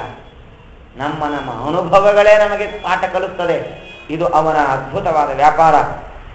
ಆ ಭಗವಂತ ಏನ್ ಬಾಯಿ ಬಿಟ್ಟು ಮಾತಾಡ್ತಾನೆ ಅದೇ ವೇದವಾಕ್ಯ. ಬೇರೆ ಏನೋ ವೇದ ಇದೆ ಅದನ್ನ ಅನ್ಬೇಕು ಏನೇನಿಲ್ಲ, ಎಲ್ಲ ಅವನಲ್ಲಿದೆ. ಅವನು ಮಾತಾಡೋದೇ ವೇದ ಮಂತ್ರ. ನಮ್ಮಂತೆ ತಗೋಬಾರೋ, ಇಡೋ, ನೈವೇದ್ಯ ಮಾಡೋ, ಹೊಡಿತೀನಿ ನೋಡು, ಏನೇನ್ ಮಾತಾಡೋದಿಲ್ಲ. ಅವನು ಮಾತಾಡೋದೇ ವೇದವಾಕ್ಯ. ಆ ಭಗವಂತನಿಗೆ ಆ ಕಡೆ ಈ ಕಡೆ ಸ್ವಲ್ಪ ಹಲ್ಲು ಮುಂದಿದೆಯಂತ. ಅದು ಕೋರೆ ಹಲ್ಲು ಅಂತಾರೆ. ಕೋರೆ ಅನ್ನೋದು ಮಾತ್ರಕ್ಕೆ ರಾಕ್ಷಸರು ಬಂದಿರ್ತಲ್ಲ, ಆ ತರ ಅಲ್ಲ, ಚೂರು ಸಣ್ಣಕ್ಕೆ ಹಿಂಗ್ ಬಂದಿದ್ದು. ಅದನ್ನ ಆಶ್ರಯಿಸಿಕೊಂಡು ಸೂರ್ಯಚಂದ್ರರು ತಮ್ಮ ವ್ಯಾಪಾರವನ್ನು ಮಾಡ್ತಾರೆ. ಒಂದು ಕಡೆಗೆ ಸೂರ್ಯ, ಇನ್ನೊಂದು ಕಡೆಗೆ ಚಂದ್ರ. ಹುಟ್ಟಿದ್ದು ಬೇರೆ. ಚಕ್ಷೋ ಸೂರ್ಯೋ ಜಾಯಿತ, ಅದು ಪುರುಷ ಸೂತ್ರದಲ್ಲಿ ಬರ್ತದೆ. ಅದು ಪುರುಷ ರೂಪ. ಮುಂದನೇ ಎಕ್ಸ್ಪ್ಲೇಷನ್. ಪುರುಷ ರೂಪ ಬ್ರಹ್ಮಾಂಡದ ಒಳಗೆ ಬಂದ ಭಗವಂತನ ಪುರುಷ ಸೂಕ್ತದ ರೂಪಗಳ ವ್ಯಾಪಾರ ಬೇರೆ. ಇಡೀ ಬ್ರಹ್ಮಾಂಡ ಅಂದರೆ ಈ ಅಂಡಾಂಡದ ಮೇಲಿರುವ ಪ್ರಕೃತಿ, ಸತ್ವದ ಸಮೂಹಗಳು, ಅಪ, ತೇಜ, ವಾಯು, ಆಕಾಶ ಇವೆಲ್ಲ ಸೇರಿದಾಗ ಆಗತಕ್ಕಂಥ ವ್ಯಾಪಾರ ಬೇರೆ. ಇದು ಒಟ್ಟಾರೆ ಬ್ರಹ್ಮಾಂಡದ ಕಲ್ಪನೆ, ಬ್ರಹ್ಮಾಂಡದ ಒಳಗಿನ ಕಲ್ಪನೆಗಳು ಬೇರೆ. ಇದನ್ನು ತೋರಿಸಿಕೊಡ್ತಾ ಇದ್ದಾರೆ. ಆ ಭಗವಂತನ ಹಲ್ಲುಗಳಿದೆಯಲ್ಲ, ಅದ್ಭುತವಾದ ಹಲ್ಲು. ಒಂದ್ ಹಿಂದೆ ಒಂದ್ ಮುಂದೆ ಇಲ್ಲ. ಕ್ಲಿಪ್ ಹಾಕಿಸ್ಕೊಳ್ಳೋ ಏನೇನೋ ನೆಸಸರಿ ಇಲ್ಲ. ಹಲ್ಲು ಮುಂದೂ ಬಂದಿಲ್ಲ. ಎಷ್ಟು ಚೆನ್ನಾಗಿದೆ ಅಂದ್ರೆ ಬೆಳ್ಳಗಿನ ಹಿಮಾಲಯ ಪರ್ವತ. ಮಧ್ವದಲ್ಲಿ ಹೇಳುವ ಹಾಗೆ ಅದರ ಮೇಲೆ ಕೆಂಪಾದ ದಾಳಿಂಬರಿಯ ಕೆಂಪಾಗಿರ್ತಕ್ಕಂಥ ನೀಟಾಗಿ ಒಂದೇ ಸಮಾನವಾಗಿ ಜೋಡಿಸಿದ್ರೆ ಹೇಗೆ ಚೆನ್ನಾಗಿ ಕಾಣಿಸುತ್ತೋ ಹಾಗೆ ದೇವರ ಎರಡು ಕೆಂಪಾದ ತುಟಿಗಳ ಮಧ್ಯದಲ್ಲಿ ಬೆಳ್ಳಗಿರತಕ್ಕಂಥ ಹಲ್ಲು. ನಗುತ್ತಾನೆ. ಮುಂದಿನ ಒಂದು ಚೂರು ಹಲ್ಲು ಮಾತ್ರ ಕಾಣಿಸುತ್ತೆ, ಎಲ್ಲ ಹಲ್ಲು ಕಾಣಿಸುತ್ತೆ. ನಮ್ಮ ಕಡೆ ಎಲ್ಲ ನಗೋ ಕಾಲಕ್ಕೆ ಹೇಳ್ತಿದ್ರು, ಈಗ ಏನ್ ಮಾಡ್ತಾರೋ ಗೊತ್ತಿಲ್ಲ. ಯಾರು ನಕ್ಕಿದ್ರೆ ಸಾಕು ಹಲ್ಲು ತೋರಿಸ್ಬೇಡ ಅಂತಿದ್ರು. ಅಂದ್ರೆ ನಗೋದು ಹಾಗಿರ್ಬೇಕು, ನಮ್ಮ ಹಲ್ಲು ಕಾಣವ ಮಂದಸ್ಮಿತವಾಗಿ ತುಟಿ ಮಾತ್ರ ಅಗಲಬೇಕು. ಅಗಲಿದಾಗ ಇಲ್ಲಿ ಒಂಚೂರು ಗುಳ್ಳೆ ಬಿಡಬೇಕು. ಅದು ಬಿಟ್ರೆ ದೇವರ ಅನುಗ್ರಹ ಪೂರ್ತಿ ಇದೆ ಅಂತ.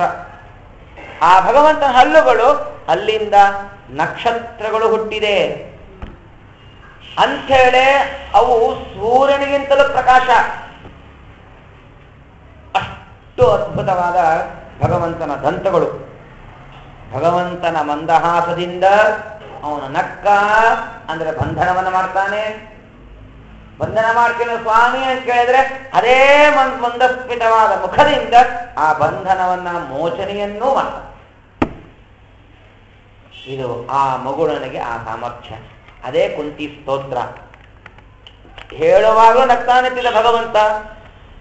ಬಂಧನ ಮಾಡಿದ್ದ, ಸ್ತೋತ್ರ ಮಾಡುವಾಗ ಸ್ತೋತ್ರವೆಂಬ ಬಂಧನವನ್ನು ಮಾಡಿದ್ದ, ಸರ್ವೋತ್ತಮ ಅಂತ ತಿಳ್ಕೊಳ್ಳುವ ವಿಷಯದಲ್ಲಿ ಬಂಧನವನ್ನು ಮಾಡಿದ್ದ, ಮತ್ತೆ ಹೆಚ್ಚಿಗೆ ಮುಗುಳ್ನಗೆಯನ್ನು ಬೀರಿದ. ಆ ಸರ್ವೋತ್ತಮತ್ವ ಜ್ಞಾನದ ಆ ಒಂದು ಬಂಧನವನ್ನು ತೆಗೆದ. ಅವಳಿಗ ಆ ಬಂಧನ ಹೋಯಿತು. ಮತ್ತೆ ನನ್ನವರು ಇವರು ಅನ್ನತಕ್ಕಂಥ ಬಂಧನದಲ್ಲಿ ಬಿದ್ದು. ಭಗವಂತನ ನಗುವಿಗೆ ಹಾಗೆ ಇದೆ ಸಾಮರ್ಥ್ಯ. ದೇವರು ಹಿಂಗ್ ಹೋಗ್ತಿರ್ತಾನಂತೆ, ನೋಡ್ಕೊಂಡು ಹಿಂಗೆಲ್ಲ ಹೋಗ್ತಾ ಇದ್ದ. ಸುಮ್ಮನೆ ಕಡೆಗೆ ನೋಟ ಹಿಂಗ್ ನೋಡೋದಂತ ಕೆಲವು ನೋಡ್ತಿರ್ತಾರೆ. ನೋಡಿದ್ರು ನೋಡದೆ ಇರಂಗಿರ್ಬೇಕು ಅಂತ ಹಿಂಗೆಲ್ಲೋ ಒಂದು ಓರ್ಗಣಿ ನೋಡಿರ್ತಾನೆ. ಹಂಗ ಓರೆಗಣ್ಣಿಂದ ನೋಡಿದ್ರೆ ಒಂದು ಸೃಷ್ಟಿ. ಏನ್ರಿ ದೇವ್ರ ಪಾಪ ಮಲ್ಕೊಂಡಿದ್ದ, ಎದ್ದ, ಲಕ್ಷ್ಮೀದೇವಿ ಪ್ರಾರ್ಥನೆ ಮಾಡೋದು, ಸೃಷ್ಟಿ ಮಾಡಬೇಕಾಗಿತ್ತು. ಕಷ್ಟಪಟ್ಟ ಪಾಪ, ಸತ್ವ ಅಂತೆ, ರಜಗುಣ ಅಂತೆ, ತಮಗುಣ ಅಂತೆ, ಅವನ್ನೆಲ್ಲ ತಂದು ಅದನ್ನ ಮಿಕ್ಸ್ ಮಾಡಿ ಏನ ಟೆನ್ಷನ್ನೇ ಇಲ್ಲ. ಒಂದ್ಸಲ ಹಿಂಗ್ ಮಳಗಣ್ಣು ಹಿಂಗ್ ನೋಡ್ದ ಓಡೆಗಣ್ಣು ನೋಟದಿಂದ ಅಂತಂದ್ರೆ ಒಂದ್ ಸೃಷ್ಟಿ. ಇನ್ನೊಂದ್ಸಲ ಹಿಂಗ ಯಾವಾಗ ಹಿಂಗಂದ ಅಂತಾರೆ ಸಂಹಾರ ಮುಗದೆ ಹೋಗುತ್ತೊಳಗೆ. ಮತ್ತಿನ್ನೊಂದು ಹಿಂಗ್ ನೋಡ್ರೆ ಇನ್ನೊಂದು ಸೃಷ್ಟಿ. ಹಂಗೆ ದೇವರ ವ್ಯಾಪಾರ ಕೇವಲ ಕಡೆಗಣ್ಣಿನ ನೋಟದಿಂದ ನೋಡ್ತಾನೆ, ಮುಗಿಸ್ಬಿಡ್ತಾನೆ. ಅದಕ್ಕೆ ಲಕ್ಷ್ಮೀದೇವಿ ಹೇಳಿದ್ರು, ಯಸ್ಯ ಕಟಾಕ್ಷ ಮಾತ್ರೇಣ ಬ್ರಹ್ಮರುದ್ರೇಂದ್ರ ಪೂರ್ವಕ. ನೀನು ಬರೀ ಒಂದು ಕಟಾಕ್ಷ ಬ್ರಹ್ಮ ಅಂತ ಅಂದ್ಬಿಟ್ರೆ ಸಾಕು, ಬ್ರಹ್ಮ ಆಗೇ ಬಿಡ್ತಾನಮ್ಮ. ಏನು ಅವರಿಗೆ ಯಾವುದೇ ವಿಧವಾದ ಶ್ರಮದ ಕೆಲಸವೇ ಅಲ್ಲ ಇದು. ಅಂತಹ ಅದ್ಭುತವಾದ ಸಾಮರ್ಥ್ಯ ಭಗವಂತನಲ್ಲಿ ಇದೆ.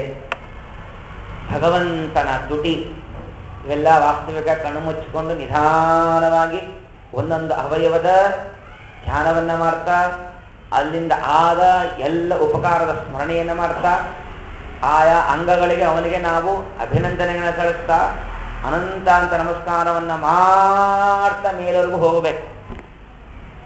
ಅಷ್ಟೊತ್ತಿಗೆ ಈಗಾಗಲೇ ಆ ಮುಳ್ಳು 12 ಹತ್ರ ಹೋಗ್ಬಿಟ್ಟಿದೆ. ನಾವಿನ್ನೂ ಹಿಂಗ್ ಹೋಗ್ತಾ ಕೂತ್ರೆ ಅದು ಪಕ್ಕಕ್ಕೂ ಬಂದ್ಬಿಡುತ್ತೆ ಆಮೇಲೆ.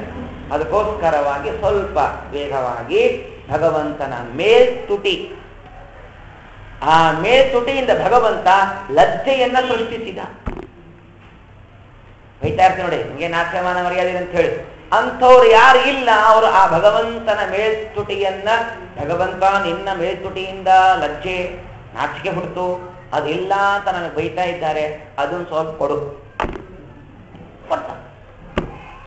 ಭಗವಂತನ ಕೆಳತುಟಿಯಿಂದ ಲೋಭ, ಹೆಚ್ಚು ಬೇಕೆಂಬ ಅಪೇಕ್ಷೆ ಇರುವುದಕ್ಕೆ ಲೋಭ ಅಂತ ಕರೀತಾರೆ. ದೇವರು ಎಷ್ಟು ಮಾಯ ನೋಡಿ, ಯಾರೋ ಬೇರೆ ಅವಯವದಿಂದ ಸೃಷ್ಟಿ ಮಾಡಬಹುದಾಗಿತ್ತು. ಈ ನಾಚಿಕೆ ಹಾಗೂ ಲೋಭ ಎರಡನ್ನು ತನ್ನ ತುಟಿಗಳಿಂದ ಮಾಡಿದ. ಯಾಕೆ ಮಾಡಿದ ಅಂದ್ರೆ, ನಾಚಿಕೆ ಇಲ್ಲದವರೇ ಈ ಬಾಯಿಂದ ಎಲ್ಲ ಕೇಳ್ತಾ ಹೋಗ್ತಾರೆ. ನಂಗೆ ಹಣ ಕೊಡು, ನಂಗೆ ಬೆಳ್ಳಿ ಕೊಡು, ನಂಗೆ ಬಂಗಾರ ಕೊಡು, ಎಲ್ಲ ಮಾತಲ್ಲಿ ಬರ್ತವೆ, ತುಟಿಗಳಿಂದನೇ ಬರೋದು. ಅದಾದ್ಮೇಲೆ ಲೋಭ ಅಪೇಕ್ಷೆ ಇದ್ದಾಗಲೂ ಮನುಷ್ಯ ಕೇಳ್ತಾನಲ್ಲ, ಅದು ಕೂಡ ಈ ತುಟಿಗಳ ಸಂಪರ್ಕದಲ್ಲೇ ನೋಡಿ, ಬೇಕು ಅನ್ನುವಾಗ ಎರಡೂ ತುಟಿ ಕಚ್ಚು. ಎರಡನ್ನು ಕೂಡ ಭಗವಂತ ಲಜ್ಜೆಯನ್ನ, ಲೋಭವನ್ನ ತನ್ನ ತುಟಿಗಳಿಂದ ಸೃಷ್ಟಿಸಿದ. ಭಗವಂತನ ವಕ್ಷಸ್ಥಳ, ಆ ವಕ್ಷಸ್ಥಳಗಳಿಂದ ಧರ್ಮವನ್ನ ಸೃಷ್ಟಿಸಿದ. ನಾವೇನಾರು ಅಧರ್ಮವನ್ನ ಮಾಡ್ತಾ ಇದ್ದೀವಿ ಅಂತ ನಮಗನಸಿ ಭಯವಾಗ್ತಿದ್ದರೆ ಬೇಗನೆ ಭಗವಂತನ ವಕ್ಷಸ್ಥಳಗಳನ್ನ, ಸ್ತನಗಳನ್ನ ನಾವು ಧ್ಯಾನವನ್ನ ಮಾಡಿದರೆ ನಮ್ಮನ್ನು ಧರ್ಮ ಮಾರ್ಗದಲ್ಲಿ ನಡೆಸ್ತಾನೆ. ನೋಡಿ ಎಷ್ಟು ವಿಚಿತ್ರ. ಧರ್ಮ ಮುಂಭಾಗದಲ್ಲಿ ಸೃಷ್ಟಿಸಿದ, ಅಧರ್ಮವನ್ನ ಬೆನ್ನಿಂದ ಸೃಷ್ಟಿ ಮಾಡಿದ. ಯಾಕೆ ಅಂದ್ರೆ ಧರ್ಮಕ್ಕೆ ಯಾವಾಗಲೂ ಪ್ರಾಧಾನ್ಯತೆ, ಅಧರ್ಮ ಯಾವಾಗಲೂ ಅದು ಹಿಂದೆ, ಅದು ಜಯ ಆಗೋದಿಲ್ಲ ಅಂತ ಸೂಚನೆ. ಇನ್ನೊಂದು ಅರ್ಥ, ಧರ್ಮ ಮುಂದೆ, ಅದಕ್ಕೆಲ್ಲರೂ ಪೂಜ್ಯ ಭಾವನೆ ಕೊಡ್ತಾರೆ. ನಾವು ಅಧರ್ಮವನ್ನ ಮಾಡ್ತಿದ್ದೀವಿ, ಆದ್ರೆ ಅದು ನಮ್ಮ ಕಣ್ಣು ಕಾಣಿಸ್ತಾ ಇಲ್ಲ. ಧರ್ಮ ಮಾಡೋದು ಕಣ್ಣು ಕಾಣಿಸುತ್ತೆ, ಅಧರ್ಮ ಮಾಡೋದು ಕಣ್ಣು ಕಾಣಿಸಲ್ಲ ಯಾವಾಗ್ಲೂ ಕೂಡ. ಯಾರ 10 ರೂಪಾಯಿ ದರ್ಶನ ಕೊಟ್ರೆ ಮುಂದಿನ ಕೊಟ್ರೆ ಕಾಣಿಸುತ್ತೆ. ಯಾರ ಹಿಂದಿಂದ ನಮ್ಮನ್ನು ಬೈದಿದ್ರೆ ಅದು ನಮಗೆ ಕಾಣಿಸಲ್ಲ. ನೋಡಿ, ಅದು ಧರ್ಮ, ಅದು ಅಧರ್ಮ. ಅದಕ್ಕೆ ದೇವರ ಧರ್ಮವನ್ನು ಮುಂದಿನ ಸೃಷ್ಟಿ ಮಾಡಿದ, ಅಧರ್ಮವನ್ನು ಹಿಂದಿನಿಂದ ಸೃಷ್ಟಿ ಮಾಡಿದ. ಯಾಕೆ? ಬೈಯೋದು, ಅವಮಾನ ಮಾಡೋದು ಸಾಮಾನ್ಯವಾಗಿ ಅವೆಲ್ಲ ಹಿಂದೆ ನಡೆಯತಕ್ಕಂತಹ ಕೆಲಸಗಳು ಸಾಮಾನ್ಯವಾಗಿ.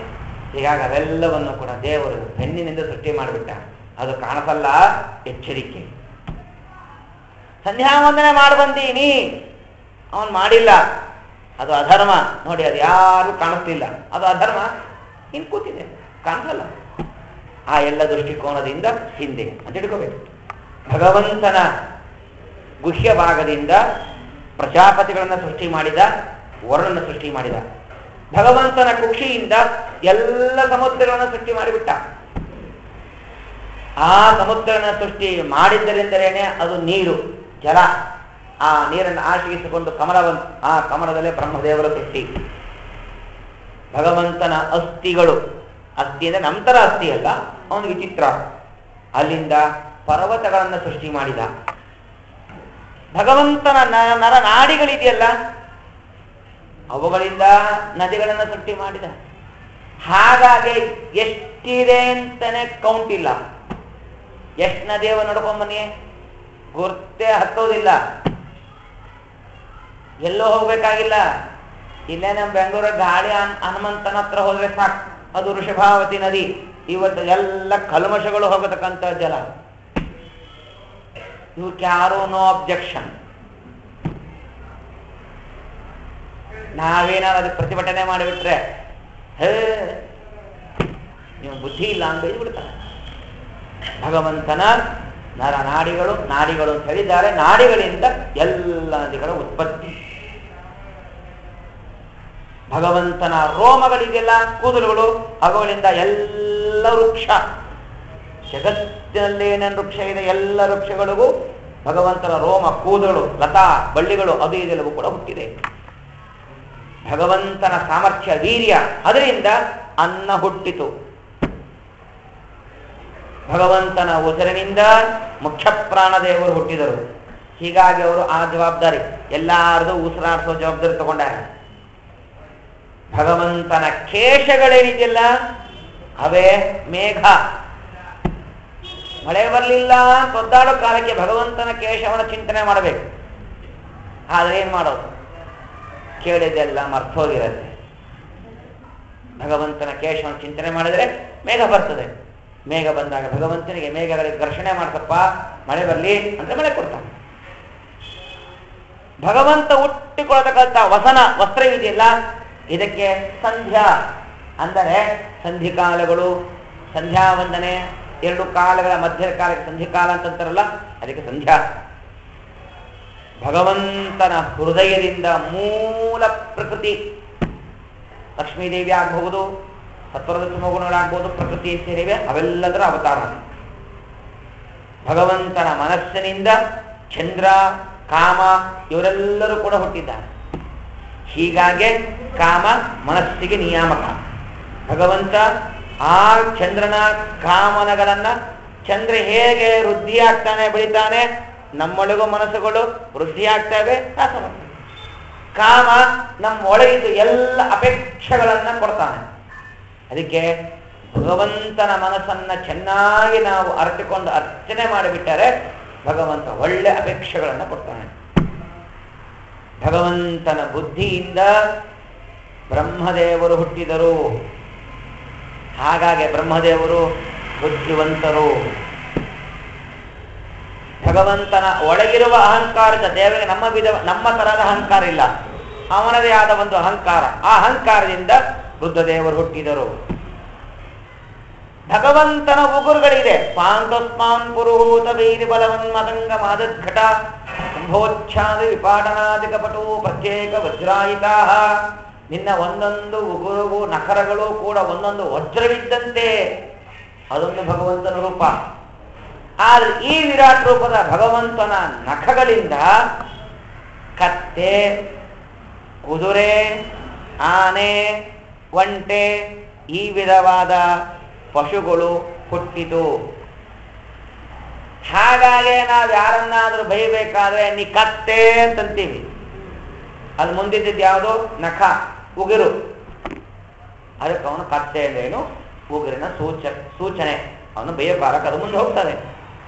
ಭಗವಂತನ ಶ್ರೋಣಿ, ಅವನು ಬರತಕ್ಕಂಥ ಶ್ರೋಣಿ, ಅವನ ಒಳಗಿರ್ತಕ್ಕಂಥ ಶ್ರೋಣಿಯಿಂದ ಎಲ್ಲ ತರಹದ ಮೃಗಗಳು, ಪಕ್ಷಿಗಳು ಹುಟ್ಟಿದೆ. ಭಗವಂತ ಶಬ್ದ, ಏನಾರ ಶಬ್ದ ಮಾತಾಡ್ತಾನಲ್ಲ, ಆ ಶಬ್ದದಿಂದ ಲೌಕಿಕವಾದ ಭಾಷೆಗಳು, ಅಲೌಕಿಕವಾದ ಭಾಷೆಗಳು ಎಲ್ಲವೂ ಹುಟ್ಟಿದೆ. ಭಗವಂತನ ಅದ್ಭುತವಾಗಿರ್ತಕ್ಕಂಥ ನಿವಸನ, ಅವನೆಲ್ಲರ ವಾಸ ಮಾಡ್ತಾನಲ್ಲ, ಆ ಶಕ್ತಿಯಿಂದ ಪ್ರಿಯವ್ರತ ಮೊದಲಾದ ಉತ್ತಮರಾದ ಕ್ಷತ್ರಿಯರು, ಉತ್ತಮವಾದ ರಾಜರುಗಳು ಅವರು ಹುಟ್ಟಿದ್ದಾರೆ. ಭಗವಂತನ ಸ್ವರ, ಅವುಗಳಿಂದ ಗಂಧರ್ವರು, ವಿದ್ಯಾಧರರು ಹುಟ್ಟಿದ್ದಾರೆ. ಭಗವಂತನ ಪರಾಕ್ರಮದಿಂದ ಅಸುರರು ಹುಟ್ಟಿದ್ದಾರೆ. ಭಗವಂತನ ಮುಖದಿಂದ ಬ್ರಾಹ್ಮಣರು ಹುಟ್ಟಿದ್ದಾರೆ. ಭಗವಂತನ ಭುಜದಿಂದ ಕ್ಷತ್ರಿಯರು ಹುಟ್ಟಿದ್ದಾರೆ. ಭಗವಂತನ ತೊಡೆಯಿಂದ ವೈಶ್ಯರು ಹುಟ್ಟಿದ್ದಾರೆ. ಭಗವಂತನ ಪಾದದಿಂದ ಶೂದ್ರರು ಹುಟ್ಟಿದ್ದಾರೆ. ಭಗವಂತನ ರೇತಸ್ಸಿನಿಂದ ಸ್ವಾಹ ಎನ್ನುವಂತಹ ಪಿತೃದೇವತೆಗಳು ಉಪಯೋಗಿಸುವಂತಹ ದೇವತೆ ಹಾಗೂ ಪದಾರ್ಥಗಳು ಇವೆಲ್ಲವೂ ಕೂಡ ಹುಟ್ಟಿದೆ. ಭಗವಂತನ ಮಧ್ಯಪ್ರದೇಶ, ಪಾದ ಮೌಳಿ ಮಧ್ಯಪ್ರದೇಶದಿಂದ ಹವ್ಯ, ಕವ್ಯ, ಅಗ್ನಿಷ್ಠೋಮಾದಿಗಳು, ಕರ್ಮಗಳು, ಮತ್ತೊಂದು ಮಗದೊಂದು ಇದೇನಿದೆಯೋ ಇವೆಲ್ಲವೂ ಕೂಡ ಅದರಿಂದ ಹುಟ್ಟಿದೆ. ಹೀಗೆ ಇದನ್ನ ನೀನು ಭಗವಂತನ ವಿರಾಟ್ ರೂಪವನ್ನು ಚಿಂತನೆ ಮಾಡುವಾಗ ಪಾದದಿಂದ ಆರಂಭಿಸಿ ಪಾದ ನೋಡುವಾಗ ಸಾಕಾಯ್ತು ಅಂತ ಹೋಗ್ಬಿಡ್ಬೇಡ, ಬೇಜಾರು ಬಂತು ಅಂತನೂ ಬಿಡಬೇಡ. ಎಲ್ಲಿಯವರೆಗೆ ಆ ಪಾದ ನಿನ್ನ ವಶವಾಗೋದಿಲ್ಲ ಅಲ್ಲಿವರೆಗೂ ಪಾದವನ್ನೇ ಧ್ಯಾನವನ್ನು ಮಾಡು. ವಶ ಅಂದ್ರೇನು? ಕಣ್ಣು ಧ್ಯಾನ ಮಾಡ್ತಾ ಮಾಡ್ತಾ ಇರಬೇಕು. ತಿರುಗ ನಮಗೆ ಮೇಲಿನ ಶಂಗೆಗಳನ್ನು ಧ್ಯಾನ ಮಾಡಬೇಕು, ಊರುಗಳನ್ನು ಧ್ಯಾನ ಮಾಡಬೇಕು ಅಂತಿದ್ದಾಗ ಪಾದ ತನ್ನಷ್ಟಕ್ಕೆ ತಾನೇ ಅನಾಯಾಸವಾಗಿ ನಮಗೆ ಕಾಣಿಸ್ಬಿಡ್ಬೇಕು. ಅಲ್ಲಿಯವರೆಗೂ ಧ್ಯಾನವನ್ನು ಮಾಡಬೇಕು, ಪ್ರಾಕ್ಟೀಸ್ ಮಾಡಬೇಕು, ಅಭ್ಯಾಸವನ್ನ ಮಾಡಬೇಕು, ಆವೃತ್ತಿಯನ್ನ ಮಾಡಬೇಕು. ಅದೇ ವಶ.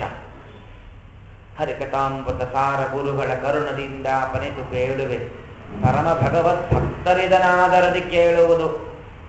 ಇದು ಯಾರು ತಿರುಗಿ ಹೇಳ್ಕೊಡ್ಬೇಕಾಗಿಲ್ಲ, ತಮ್ಮಷ್ಟಿಗೆ ತಾವೇ ಬಂದ್ಬಿಟ್ಟಿದೆ. ಯಾಕೆ?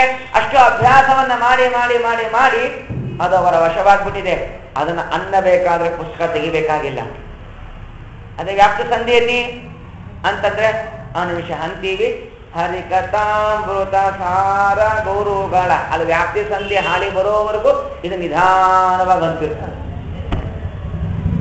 ಯಾಕೆ? ಅದಿನ್ನೂ ಅಭ್ಯಾಸ ಆಗಿಲ್ಲ. ಅದು ಅಭ್ಯಾಸವಾಗಬೇಕು. ಆವಾಗ ಏನ್ ಮಾಡ್ತಾರೆ? ವ್ಯಾಪ್ತಿ ಸಂಧಿ ಅಂದ ತಕ್ಷಣ ತಡ ತಡ ತಡ ಹೇಳ್ಕೊಂಡು ಹೋಗ್ಬಿಡ್ತಾರೆ. ಹಾಗೆ ಆಯಾ ಮಂತ್ರಗಳು ಆಯಾ ಶ್ಲೋಕಗಳು ಆಯಾ ಪದಾರ್ಥಗಳು ಎಲ್ಲವೂ ತನ್ನ ವಶವಾಗುವವರೆಗೆ ಹೇಗೆ ಮನುಷ್ಯ ಅಭ್ಯಾಸವನ್ನ ಮಾಡ್ತಾನೆ, ಹಾಗೆ ಒಂದೊಂದು ಭಗವಂತನ ಅವಯವಗಳು ತನ್ನ ವಶವಾಗುವವರೆಗೆ ಆ ಭಗವತ್ ರೂಪವನ್ನ ಧ್ಯಾನವನ್ನ ಮಾಡಬೇಕು. ಏಕೈಕ ಅವಯವಯಂ ಧ್ಯಾತ್ವ, ಎಲ್ಲಿಯವರೆಗಿನ ವಶ ಆಗೋದ್ರ ಅದರವರೆಗೂ ಬಿಡಬೇಡ. ಹಾಗೆ ಪಾದದಿಂದ ಆರಂಭಿಸಿ ಶಿರಪರ್ಯಂತರವಾಗಿ ಮತ್ತೆ ಭಗವಂತನ ಮುಗುಳ್ನಗೆವರೆಗೂ ಕೂಡ ಚೆನ್ನಾಗಿ ಧ್ಯಾನವನ್ನ ಮಾಡು. ಈ ವಿಧವಾದ ಧ್ಯಾನವನ್ನ ನೀನು ಮಾಡಿದಾಗ ಅದು ನಿನ್ನ ವಶವಾಗಬೇಕು. ವಶವಾದಾಗ ನೀನು ನಿನ್ನ ಕೊನೆಯ ಗಾನದಲ್ಲಿ ಹೀಗೆ ನೀನು ಭಗವಂತನನ್ನ ಚಿಂತನೆ ಮಾಡಿದರೆ ಅದು ನಿಜವಾಗಿಯೂ ನಿನಗೆ ಮೋಕ್ಷಕ್ಕೆ ಕಾರಣೀಭೂತವಾಗತ್ತೆ. ಇದನ್ನ ಯಾರಾದರೂ ಮಾಡಿದ್ದಾರಾ? ಓ, ನಮ್ಮದೊಂದು ಪದ್ಧತಿ. ಯಾರು ಮಾಡಿದ್ರೆ ನಾವು ಮಾಡ್ತೀವಿ, ಯಾರಾದ್ರೂ ಫಲ ಸಿಗತ್ತೆ ಅಂತ ಹೇಳಿದ್ರೆ ನಾವು ಆ ಕೆಲಸ ಮಾಡ್ತೀವಿ. ಏನಾರು ಅನರ್ಥವಾಯ್ತು ಅಂದ್ರೆ ಇಡ್ರಿ, ಇದಕ್ಕೆ ನೀವು ಹೋಗ್ಬೇಡ್ರಿ, ನಾವು ಹೋಗಿದ್ದೆ ನೋಡಿ ಹಿಂಗಾಯ್ತು ಅಂದ್ಬಿಟ್ರೆ ಆ ತಂಟೆಗೆ ಹೋಗಲ್ಲ ನಾನು. ಇದು ಜೀವರಾಶಿಗಳ ಸ್ವಭಾವ. ಅದಕ್ಕೆ ಪರೀಕ್ಷಿತರಾದರೂ ಕೇಳಿದ ಹಾಗೆ ಈ ರೂಪವನ್ನು ಯಾರು ಧಾರಣೆ ಮಾಡಿದ್ದಾರೆ, ಏನು ಉಪಯೋಗ ಆಗಿದೆ ಇದರಿಂದ ಅಂತ ಕೇಳಿದರೆ ಅದಕ್ಕೆ ಉತ್ತರ ಕೊಟ್ಟರು. ಇವಂ ಪುರಾಧಾರಣಮಾತ್ಮಯೋನಿ ನಷ್ಟಾಂಸ್ಪೃತ್ಯಂ ಪ್ರತ್ಯವರುಹ್ಯ ತುಷ್ಯನ್ ತಥಾ ಸದರ್ಜೋದಗಮೋಗ ದೃಷ್ಟಿರ್ಯಥಾಪ್ಯವ್ಯವಸಾಯ ಬುದ್ಧಿ. ಇದನ್ನ ಬೇರೆ ಯಾರೋ ಋಷಿಗಳೋ ಮುನಿಗಳೋ ಚಿಕ್ಕವರು ಮಾಡಿಲ್ಲಪ್ಪ, ಸಾಕ್ಷಾತ್ ಬ್ರಹ್ಮದೇವರೇ ಈ ವಿರಾಟ್ ರೂಪ ಧ್ಯಾನ ಮಾಡಿದ್ದಾರೆ. ಯಾವಾಗ ಮಾಡಿದ್ದಾರೆ? ದೇವರು ಹೇಳಿದ ಸೃಷ್ಟಿ ಮಾಡಿ ಅಂತ ಹೇಳಿ. ಆಗ ಅವರಿಗೆ ಅಯ್ಯೋ ರಾಮ, ಸೃಷ್ಟಿ ಮಾಡ್ಬೇಕಲ್ಲ, ಹೇಗೆ ಮಾಡಬೇಕು ಗೊತ್ತಾಗ್ಲಿಲ್ಲ. ಆಗ ದೇವರು ಬಂದು ಹೇಳಿದ, ಇವಂ ಪುರ ಧಾರಣೆಯ ಆತ್ಮಯೋನಿ, ಯಾವ ಹಿಂದೆ ನಾನು ಹೇಳಿದ ವಿರಾಟ್ ರೂಪವನ್ನು ಧ್ಯಾನ ಮಾಡ್ತಾ ಇದೆಯೋ ಆ ವಿರಾಟ್ ರೂಪವನ್ನ ಧ್ಯಾನ ಮಾಡು. ಸ್ಮೃತಿಗೆ ತನ್ಕೋ, ತಲೆಗೆ ತನ್ಕೋ. ಆಗ ಪ್ರತ್ಯವರುಷ್ಯ, ಹಿಂದೆ ಹೇಗೆ ಮಾಡಿದ್ಯೋ ಹಾಗೆ ಮಾಡ್ಬೇಕು. ಈಗ ನಿನ್ನ ಒಳಗೆ ಅದು ಪೂರ್ಣ ಸತ್ಯ ತಲೆ ಒಳಗೆ ಬರುತ್ತೆ.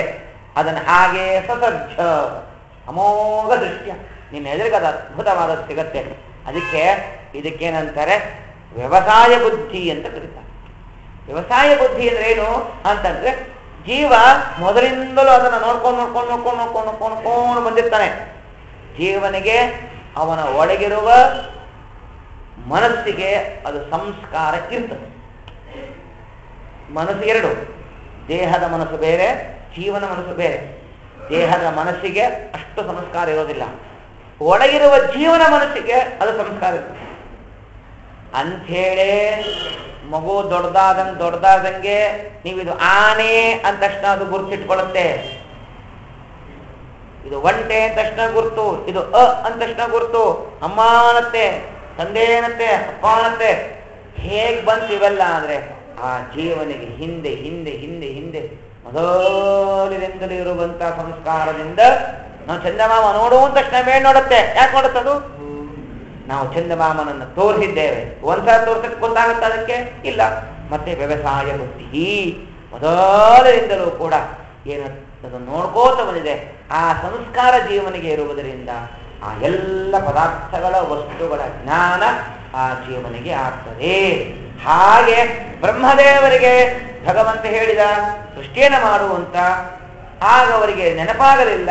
ವಿರಾಟ್ ರೂಪವನ್ನು ಸ್ಮರಿಸು ಅಂತ ಹೇಳಿದ. ಈ ದೊಡ್ಡದಾದ ಎಲ್ಲವನ್ನ ಸೃಷ್ಟಿರ್ತಕ್ಕಂಥ ವಿರಾಟ್ ರೂಪವನ್ನು ಧ್ಯಾನ ಮಾಡಿದರು. ಧ್ಯಾನ ಮಾಡಿದಾಗ ಮತ್ತೆ ನೆನಪಿಗೆ ಬಂತು, ಸೃಷ್ಟಿಯನ್ನ ಮಾಡಿದರು. ಅದರಿಂದ ಫಲ ಸಿಗತ್ತೆ ಎನ್ನುವ ವೃತ್ತಾಂತವನ್ನು ತಿಳಿಸಿದಾಗ ಆಗ ಶುಕಾಚಾರ್ಯ ಹೇಳ್ತಾರೆ, ಅಂತಹವರು ಆ ಭಗವಂತನನ್ನ ಚಿಂತನೆ ಮಾಡ್ತಾರೆ. ಅದು ಎರಡು ವಿಧ. ಭಗವಂತನ ಚಿಂತನೆ ಮಾಡುವುದು ಎರಡು ವಿಧ. ಕೆಲವರು ಸರ್ವಶಕ್ತ ವಾಚ್ಯನಾಗಿದ್ದಾನೆ ಭಗವಂತ ಅಂತ ಧ್ಯಾನವನ್ನು ಮಾಡ್ತಾರೆ. ಏನದು? ಶಬ್ದಸ್ಸಹಿ ಬ್ರಹ್ಮಣ ಏಷ ಪಂಥಾಃ ಯನ್ನಾಮ ವೀರ್ಧ್ಯಾಯತಿ ಧೀರ ಪಾರ್ಥೈಃ ಪರಿಭ್ರಮಂ ತತ್ರ ನ ವಿಂದತೀರ್ಥಾನ್ ಮಾಯಾಮಯಾ ವಾಸನಯಾಶಯಾನಃ. ಎಲ್ಲ ಶಬ್ದಗಳಿಂದಲೂ ಕೂಡ ಭಗವಂತನೇ ವಾಚ್ಯನಾಗಿದ್ದಾನೆ ಪರಮ ಮುಖ್ಯ ವೃತ್ತಿಯಿಂದ. ಯಾವುದೇ ಶಬ್ದ ತಗೊಳ್ಳಿ, ಇದೇ ಅವರ ಮೋಕ್ಷ ಸಾಧನ. ಇದು ಕೆಲವು ಜೀವರಾಶಿಗಳಿಗೆ, ಎಲ್ಲರಿಗೂ ಅಲ್ಲ. ಏನು ಶಬ್ದ ಇದೆ ಇಲ್ಲ. ಅಗ್ನಿ, ವರುಣ, ಇಂದ್ರ ದೃಷ್ಟಾಂತವನ್ನು ಕೊಟ್ಟಿದ್ದಾರೆ ಟಿಪ್ಪಣಿಗಳಲ್ಲಿ. ಪುರಂದರ ಇದೆ. ಪುರಂದರ ಇದು ಇಂದ್ರನ ಹೆಸರು. ಇಂದ್ರ ಇದು ಪದವಿ ಹೆಸರು. ಇಂದ್ರ ಇದು ಪದವಿಯ ಹೆಸರು. ಅಲ್ಲಿ ಇರೋವನ ಹೆಸರು ಪುರಂದರ. ಆಮೇಲೆ MLA ಇರ್ತಿರ್ತಾರೆ, ಅವ್ರ ಹೆಸರೇನು? ಅವ್ರ MLA ಅವರು, ಅದು MLA ಸೀಟ್. ಆ ಸೀಟಿನೊಳಗೆ ಇವ್ರು ಕೂತಿರ್ತಾರೆ, ಇವ್ರ ಹೆಸರು ಬೇರೆ ಇರ್ತದಲ್ಲ. ಹಾಗೆ ಲೌಕಿಕ ದೃಷ್ಟಾಂತ. ವೈದಿಕ ದೃಷ್ಟಾಂತದಲ್ಲಿ ಪುರಂದರ ಅಂತಿದೆ. ಇದ್ಯಾರ ಹೆಸರು? ಇಂದ್ರನ ಹೆಸರು. ಇಂದ್ರನ ಹೆಸರು ಪುರಂದರನ? ಹೌದು. ಯಾವ ರೀತಿ? ಆ ಕ್ಷಣದಲ್ಲಿ ಆ ವ್ಯವಹಾರ ಮಾಡ ಪೂರ್ತಿಯೇ ಹೊರತು ಅದು ಮುಖ್ಯವಾಗಿ ಪುರಂದರ ಭಗವಂತನನ್ನೇ ಹೇಳಿಕೊಡುತ್ತದೆ. ಹೇಗೆ? ಪುರಾನ್ ಲಿಂಗದೇಹಾನ್ ಧಾರಯತಿ ನಾಶಯತಿ ಅತ ಪುರಂದರ. ಈ ಲಿಂಗದೇಹವನ್ನ ಭಂಗವನ್ನ ಮಾಡಿ ಭಗವಂತ ಮೋಕ್ಷಕ್ಕೆ ಕಳಿಸ್ತಾನೆ. ಆ ಲಿಂಗದೇಹವನ್ನ ಭಂಗ ಮಾಡುವ ರೂಪ ಪುರಂದರ ನಾಮಕ. ಅದಕ್ಕೋಸ್ಕರವಾಗಿ ಪುರಾನ್ ಲಿಂಗದೇಹಾನ್ ಧಾರಯತಿ ನಾಶಯತಿ ಇತಿ ಪುರಂದರ. ಹೀಗೆ ಎಷ್ಟೆಷ್ಟು ಶಬ್ದಗಳಿದೆ, ಎಲ್ಲವನ್ನ ಭಗವಂತನ ಪರವಾಗಿ ಯಾವುದೇ ಶಬ್ದಗಳು, ಅಗ್ನಿ, ವರ್ಣ, ಚಂದ್ರ, ನೀಲ, ಅದು ಇದು ಬೇಕಾದ ಪುರಂದರದಾಸರಿಗೂ ಪುರಂದರ ಅಂತ ಕರೆದರು. ಅವರ ಲಿಂಗದೇಹ ಭಂಗ ಮಾಡ್ತಾರ? ಇಲ್ಲ. ಸ್ವರ್ಗಾಧಿಪತಿನ? ಇಲ್ಲ. ಅವರ ನಾಮವನ್ನ ಇವರು ಗೊತ್ತಿದ್ದಾರೆ. ವ್ಯಾಸರಾದರು ಅಂಕಿತ ಕೊಟ್ಟರು. ಯಾಕೆ ಕೊಟ್ಟರು? ಪುರಂದರ. ನೀವು ಪುರಂದರ ನಾಮಕವಾಗಿ ನೀವು ದಾಸರು ಪದಗಳನ್ನು ರಚನೆ ಮಾಡಿ, ಆ ದಾಸರ ಪದಗಳನ್ನು ರಚನೆ ಮಾಡಿದವರಿಗೆ ನಿಮ್ಮಲ್ಲಿರ್ತಕ್ಕಂಥ ಪುರಂದರ ನಾಮಕನಾದ ಭಗವಂತ ಅವರ ಲಿಂಗದೇಹವನ್ನ ಭಂಗವನ್ನ ಮಾಡಿ ಉತ್ತಮವಾದ ಲೋಕವನ್ನ ಕೊಡ್ತಾನೆ ಅನ್ನುವುದಕ್ಕೆ ಅವನ ಹೆಸರನ್ನ ಇವರಿಟ್ಕೊಂಡಿದ್ದಾರೆ ಹೊರತು ಈ ಜೀವನನ್ನ ಗುರುತಿಸುವುದಕ್ಕೆ ಕೊಟ್ಟ ಒಂದು ನಾಮಕರಣವೇ ಹೊರತು ಜೀವನೇ ಅದು ಅಲ್ಲ. ಹಂಗೇನಾದ್ರು ತಿಳ್ಕೊಂಡ್ರೆ ಪುರಂದರ ವಿಠಲ ನರಾಣಿ ಭಾಗ್ಯದ ಲಕ್ಷ್ಮೀ ಬಾರಮ್ಮ. ಯಾರು ಬರ್ಬೇಕು ನಮ್ಮ ಮನೆಗೆ? ಲಕ್ಷ್ಮೀದೇವಿ ಬದಲು ಪುರಂದರದಾಸರ ಹಿಂದೆ ಬರಬೇಕಾಗುತ್ತೆ. ಅದಕ್ಕೆ ಪುರಂದರ ಶಬ್ದವೇ ಭಗವದ್ವಾಚಕ, ಸರ್ವ ಶಬ್ದವಾಚನಾಗಿದ್ದಾನೆ ಭಗವಂತ. ನಾವೆಲ್ಲ ನಾಮಕರಣ ಮಾಡ್ಕೊಂಡಿದ್ದೇವಲ್ಲ, ನಾವೆಲ್ಲ ಏನ್ ದೇವರೇ ದೇವತೆಗಳೇ ಯಾವುದೂ ಅಲ್ಲ. ಈ ಜೀವನನ್ನ ಗುರುತಿಸುವುದಕ್ಕೆ ಒಂದು ಭಗವಂತನ ನಾಮವನ್ನು ಇಟ್ಟಿದ್ದಾರೆ. ಬೇರೆ ಏನೇನೋ ಹೆಸರುಗಳು ಇಟ್ಟರೆ ಫಲ ಸಿಗೋದಿಲ್ಲ. ಕನಿಷ್ಠ ಪಕ್ಷ ಈ ರೀತಿಯಾದ ಭಗವಂತನ ನಾಮೋಚ್ಚಾರಣೆಯಾಗಲಿ. ಅಜಾಮಿಳ ಕೊನೆಗೆ ನಾರಾಯಣ ಅಂತ ಕರೆದ್ನಲ್ಲ, ಹಾಗೆ ನೋಡಿದ್ರೆ ಮಗನನ್ನ ಕರೆದ್ರು ಅಂತತಃ ಭಗವಂತನ ಸ್ಮರಣೆಯಾಗಿರ್ತದೆ. ಜಾತಿ ಧರ್ಮವ ಬಿಟ್ಟು ಅಜಮಿಳನೋ ಇರುತ್ತಿರಲೋ ಪ್ರೀತಿಯಿಂದಲೇ ಮೂಕುತಿ ಕೊಡಲಿಲ್ಲವೇನೋ ಖ್ಯಾತಿಯನು ಕೇಳಿನ ಮೊರೆವೋಕೆ ಸಲಹೆಯ ವಾತ ಜನ ಪರಿಪಾಲ ಶ್ರೀರಂಗ ವಿಠಲ ದಯಮಾಡಿ ಸಲಹೆಯ ಭಯ ನಿವಾರಣೆ ಅಂತ ಶ್ರೀಪಾದರಾಜರು ಮಾಡಿದ ಆ ಒಂದು ನಿಟ್ಟಿನಲ್ಲಿ ಎಲ್ಲ ಶಬ್ದಗಳು ಕೂಡ ಭಗವಂತನ ವಾಚಕವಾಗಿದೆ. ಅವನ ಪರಮ ಮುಖ್ಯ ವೃತ್ತಿಯಿಂದ ದೇವತೆಗಳು ಆ ವ್ಯಾಪಾರದ ರೂಪವಾಗಿ ಮುಖ್ಯ ವೃತ್ತಿಯಿಂದ ನಾವೆಲ್ಲರೂ ಕೂಡ ಕೇವಲ ಜಗತ್ತಿನಲ್ಲಿ ಒಂದು ವ್ಯಾಪಾರ ನಡಿಬೇಕು, ಅವನನ್ನು ಗುರುತಿಸಬೇಕು. ಜೀವನನ್ನ ಕೇವಲ ಜೀವ ಅಂತಂದ್ರೆ ಅವನನ್ನ ವ್ಯವಹಾರ ಮಾಡಲಿಕ್ಕೆ ಕಷ್ಟವಾಗ್ತದೆ ಅನ್ನುವ ಸಲುವಾಗಿ ಭಗವಂತನ ನಾಮವನ್ನು ಇಟ್ಟಿದ್ದಾರೆ. ಕನಿಷ್ಠ ಪಕ್ಷ ಭಗವಂತನ ನಾಮಸ್ಮರಣೆ ನಾವೇ ಮಾಡಬೇಕು. ಅದಾಗದೇ ಇದ್ದಾಗ ಕನಿಷ್ಠ ಪಕ್ಷ ಮಕ್ಕಳ, ತಾತಂದಿರ, ಅಪ್ಪಂದರ ಹೆಸರನ್ನ ಕರೆಯುವಾಗಲಾದರೂ ಈ ಒಂದು ರೂಪದಿಂದಲಾದರೂ ಭಗವಂತನ ನಾಮಸ್ಮರಣೆಯಾಗಲಿ, ಅದಕ್ಕೂ ಪುಣ್ಯವಿದೆ. ನಮ್ಮ ತಾತನ್ ಕರೀತಾ ಇದ್ದೀನಿ ಅಂತ ತಿಳ್ಕೊಳ್ಳೋಕ್ಕಾಗಿಲ್ಲ, ಅಲ್ಲೂ ಭಗವಂತನ ಹೆಸರೇ, ಭಗವಂತ ನಾಮೋಚ್ಚಾರಣೆ ಆಯ್ತು ಅಂತ ಅದನ್ನು ನಾವು 10 ಬಾರಿ ಉಚ್ಚಾರಣೆ ಮಾಡಿಬಿಟ್ಟರೆ ವಿಶೇಷವಾದ ಆ ಒಂದು ಪುಣ್ಯವೂ ಕೂಡ ಈ ಜೀವನಿಗೆ ಬರಲಿ ಎನ್ನುವ ಉದ್ದೇಶದಿಂದ ದೇವರು ಸರ್ವಶಬ್ದವಾಚ್ಯನಾಗಿದ್ದ. ಅಥವಾ ಎಲ್ಲ ಜೀವರಾಶಿಗಳದಾಯ್ತು, ಪಶು ಪಕ್ಷಿಗಳಿಗೆ ಇವೆಲ್ಲ ಹೆಸರು.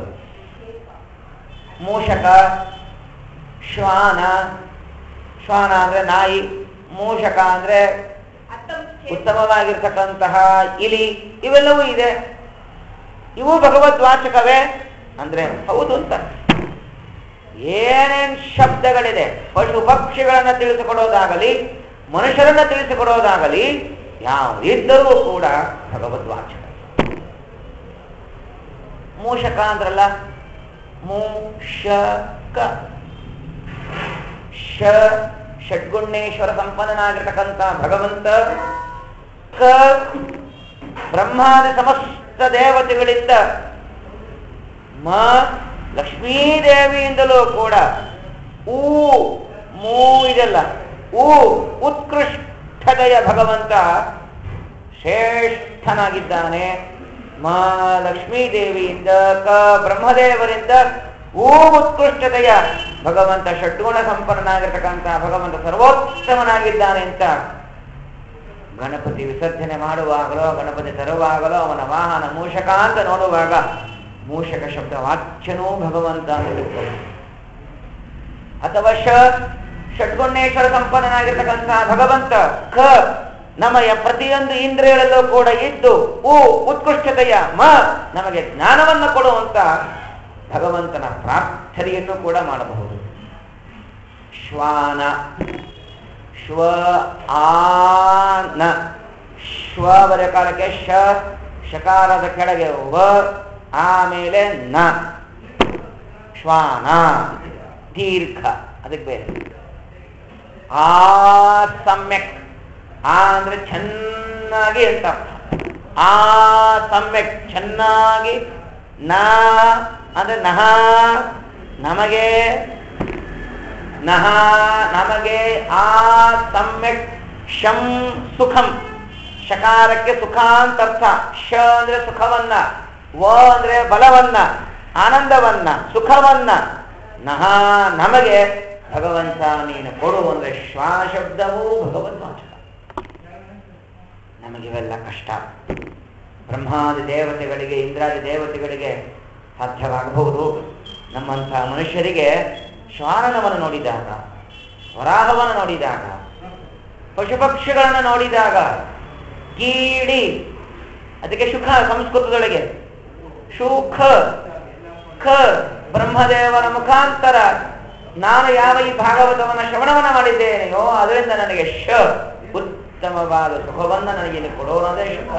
ಯಾಕಾದ್ರೆ ಹೀಗೆ ಶಬ್ದಗಳಿಂದ ಭಗವಂತನ ವಾಕ್ಯತ್ವವನ್ನು ತಿಳ್ಕೊಳ್ಳಿಕ್ಕೆ ಬರ್ತದೆ. ಮುಖ್ಯ ತಾತ್ಪರ್ಯ ಎಲ್ಲ ಶಬ್ದಗಳಿಂದಲೂ ಕೂಡ ಭಗವಂತ ವಾಚ್ಯನಾಗಿದ್ದಾನೆ. ಇಷ್ಟು ನಾವು ಸತ್ ಚಿತ್ ಆನಂದ ಆತ್ಮ ನಮಗೆ ಉಪಾಸನೆ ಮಾಡಿ ಕೊಟ್ಟಿರುವುದೇ 4 ಗುಣ. ಆ 4 ಗುಣಗಳ ಒಳಗೇನೆ ಇದನ್ನು ನಾವು ಅಂತರ್ಭಾವ ಮಾಡಿಕೊಂಡು ಭಗವಂತ ಸರ್ವಶಬ್ದ ವಾಚ್ಯನಾಗಿದ್ದಾನೆ ಅಂತ ತಿಳ್ಕೋಬಹುದು. ಹೇಗೆ ಅನ್ನುವುದು ಮಾತ್ರ ಬ್ರಹ್ಮದೇವರಿಗೆ ಆಗಿದ್ದಾನೆ ಅದನ್ನು ಸರ್ವಥ ನಾವು ತಿಳಿದುಕೊಳ್ಳಬಹುದು. ಅಂತಹ ಸರ್ವಶಬ್ದ ವಾಚ್ಯನಾದ ಭಗವಂತ ನಮಗೆಲ್ಲರಿಗೂ ಕೂಡ ಪರಮಾನುಗ್ರಹವನ್ನ ಮಾಡಿರಿ ಅಂತ ಪ್ರಾರ್ಥನೆಯನ್ನ ಮಾಡ್ತಾ ಇನ್ನೊಂದು ಉಪಾಸನೆ ಹೇಗೆ ಅಂತನ್ನುವುದನ್ನ ನಾಡಿದ್ದು ತಿಳ್ಕೊಳ್ಳೋಣ. ಶ್ರೀಕೃಷ್ಣ.